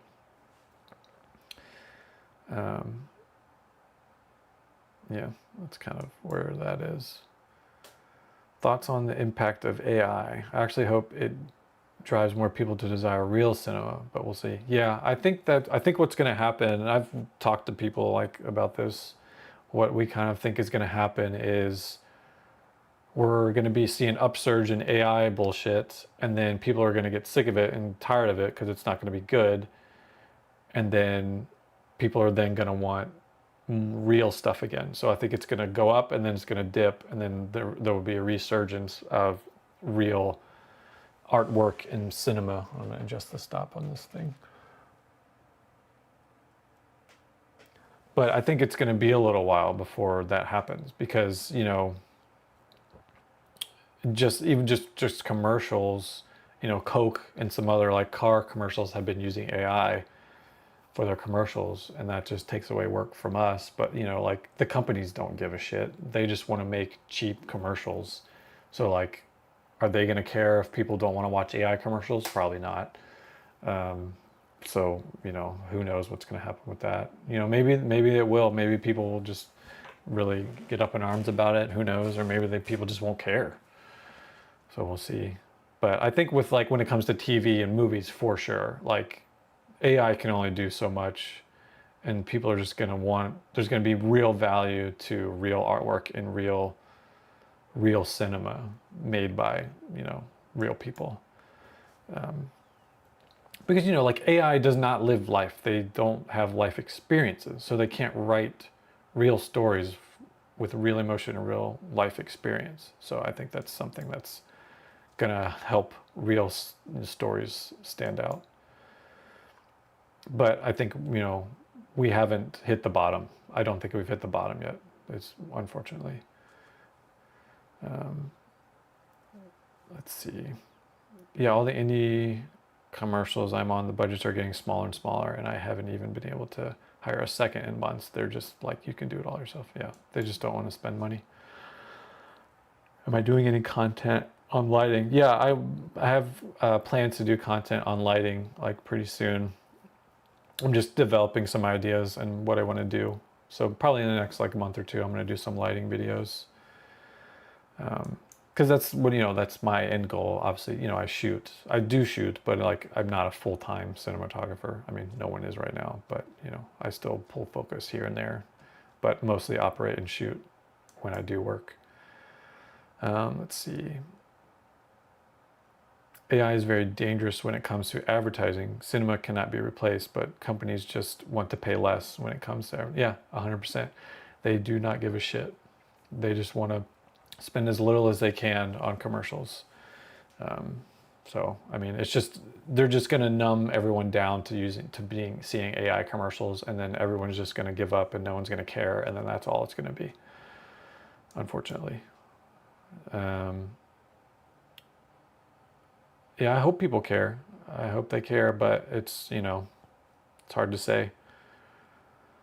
Yeah, if it's not real, it doesn't matter.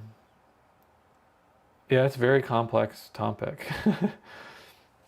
Like, AI has its, like, I'm not shitting on AI. Like, it does have it's a tool, right? If we just use it as a tool to help aid in certain things, but not to completely replace art, you know, but it's already, you know, replacing art. We're seeing it, and like I said, we haven't seen, I'm calling it the bottom, as in the bottom of real artwork has not bottomed out yet.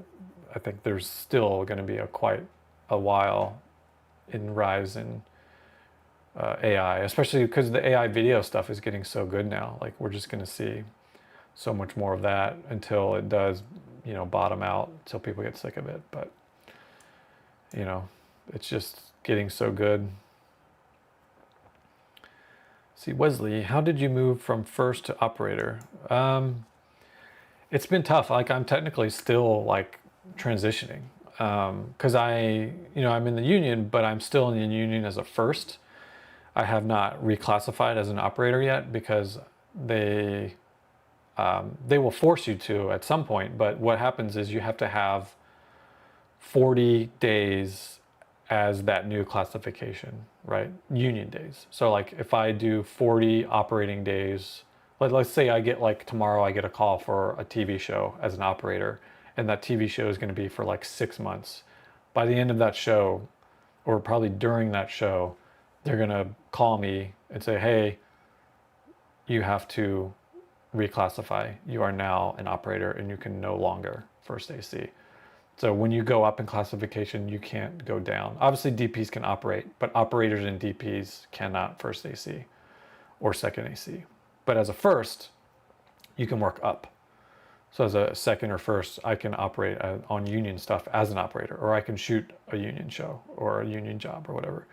So technically I am still not a full-time operator, but I have been mostly operating because I've been doing a mix of union and non-union operating and shooting. So it takes a while. And I've been doing this for 3 years, trying to become a full-time operator slash DP. It just takes a while. And then obviously the last 5 years have been a shit show. So like my career's basically been put on hold as with everybody, you know, I mean, nothing's going on, but you know, it's slowly happening. I'm shooting more and more here and there. And I've been meeting people and doing some more projects. Like I'm shooting a music video at the end of April. And then some friends texted that we did a short film in Philly in the fall, but now they're talking about maybe wanting to shoot like an ultra low budget feature on Super 16, which could be really cool. But I don't know when that would happen, if it would be this year, next year, or if it's going to happen. They've just mentioned that they want to do it. So like, you know, I don't even know anything else about it, but that's kind of where I'm at. And then I have like 2 other people that have shorts that are like in pre-production, but I don't know when they're going to happen. So it's just really tough moving up. It just takes time. Yeah.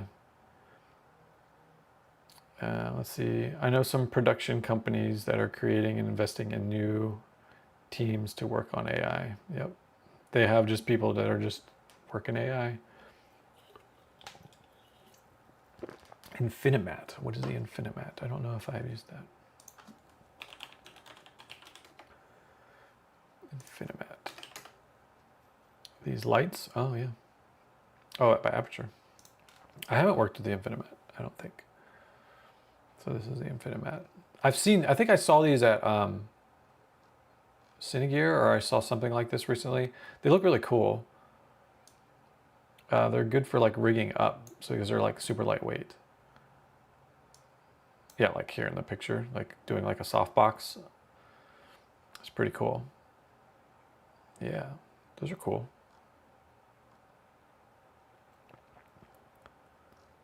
Yeah, I want to get my hands on more lighting stuff, especially like Aperture stuff is pretty cool. They got a lot of cool stuff.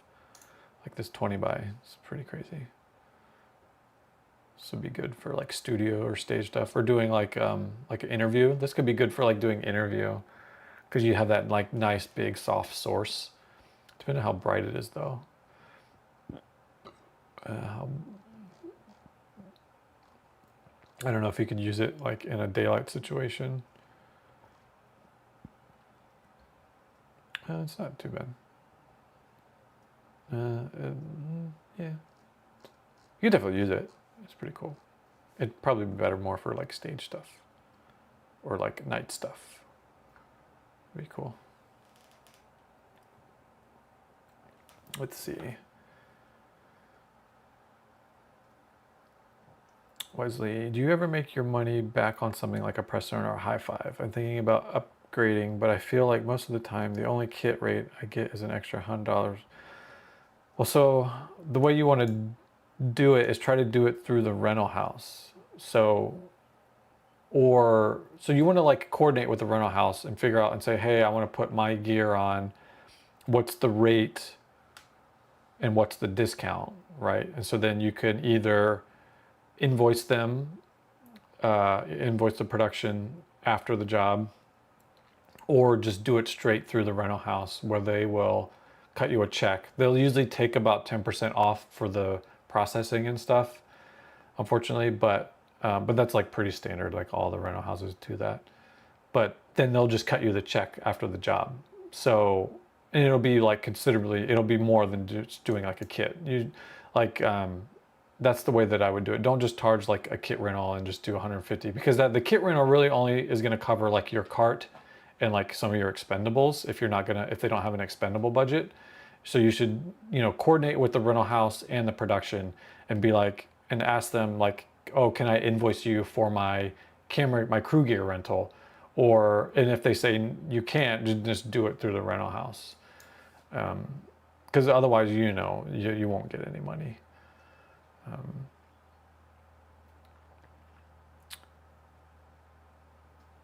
Yeah, that's not enough to pay off a Preston. Like if you're doing it the way that I'm talking about, you're going to be getting like hundreds of dollars or thousands of dollars per job, depending on the budget of the job and then how long the job is, because it's, by day.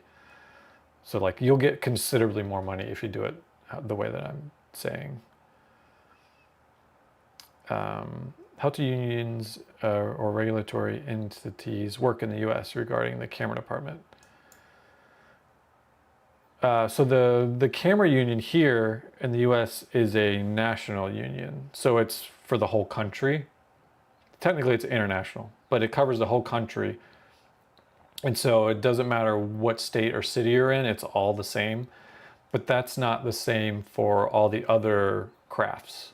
So like, they're still all IATSE, which is the overall umbrella of all of these unions, but like the grips in LA are a different union from the grips in like New York, in like Chicago, and Atlanta, and New Orleans, and those are all different, their own unions, and so they all have their ways of joining and stuff like that. Um, let's see.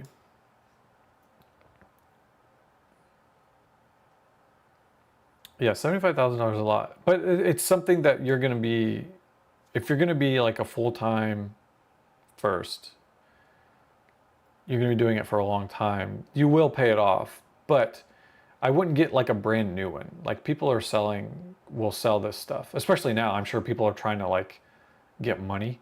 So now would probably be a good time to buy like a used WCU4 or a used like Preston with like the older MDRs. Like, you don't have to buy new. I would buy a used system. And it's a very big investment, but you have to do it. You have to rent it through, like if productions aren't letting you invoice for your crew gear, because it's the same thing. It's like they are renting that gear the same way as if they were renting it from the rental house. It's just a matter of, are you going to invoice them or is it going to come through the rental house? So like it shouldn't be part of your kit rental. It's actual camera gear that you're renting. It's not part of your kit. So you have to really think of it that way. So like it's just a matter of how you're going to get your money, whether it's invoicing the production company directly and they'll just cut you a check, or you're going to do it through the rental house and you don't even have to talk to the production company. Just talk to the rental house and say, hey, I'm putting on my thing, and then you can ask them like, oh, what's the discount and what's the rate on it, and then they'll tell you, and then obviously they'll cut you your check after the end of the job. So that's how you're going to make your money, because it's considerably more money. Because like I did just as an example, obviously it's different from job to job because the discount rates are different from job to job. But I did a T-Mobile job that I did. I rented a couple monitors and I rented some batteries, and then I rented my tear deck, and it was a 2-day job. And I ended up getting, after the 10% taken from the rental house cutting me, doing the processing, because I did it through MediaBox. So after they took their 10% cut, I basically got $1,000 for a 2-day job for all that gear. So like it's very possible to make your money back and then for it to become profit. So especially with something like a Preston or a High Five, because the rental rates on those are higher. So it's just, you're not going to get the same amount of money from every job because of the discounts. But it is possible to make your money back and then to make profit. But like I said, don't buy new if you can, because it's very expensive.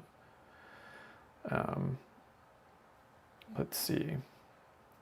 But do they establish values that you're obligated to follow? Do they say also regulate this part? Like, are you talking about rates, Miguel?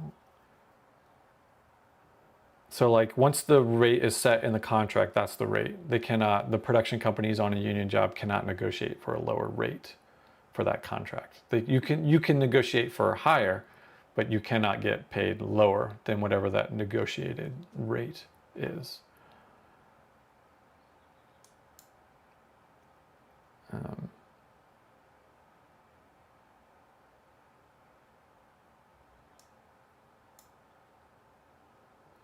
Do they establish values they're obligated to follow? Yeah, there's like, I mean, there's not too many rules for the crew.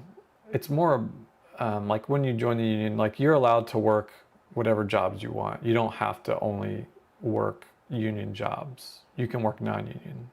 It's not like SAG, like the Screen Actors Guild. Once you become a part of the Screen Actors Guild as an actor, you are not allowed to do non-SAG work. You can only do SAG work. That is not the case for IATSE crew, for the unions. You can do non-union, you can do whatever you want. But if you're on a union job, obviously there's the union contracts in place. But then there are some rules, like with the camera department, where I cannot, like if I become a DP in the union, I cannot pull focus on a union job. I can only DP, and then to operate, I would have to get a waiver saying that I can operate on that job. Otherwise, they would have to hire an operator. And then sometimes, a lot of times what they do is they'll hire an operator, and then the operator will just go sit on the truck, and then the DP will operate.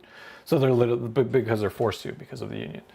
So is that kind of answer a little bit of your question there, Miguel?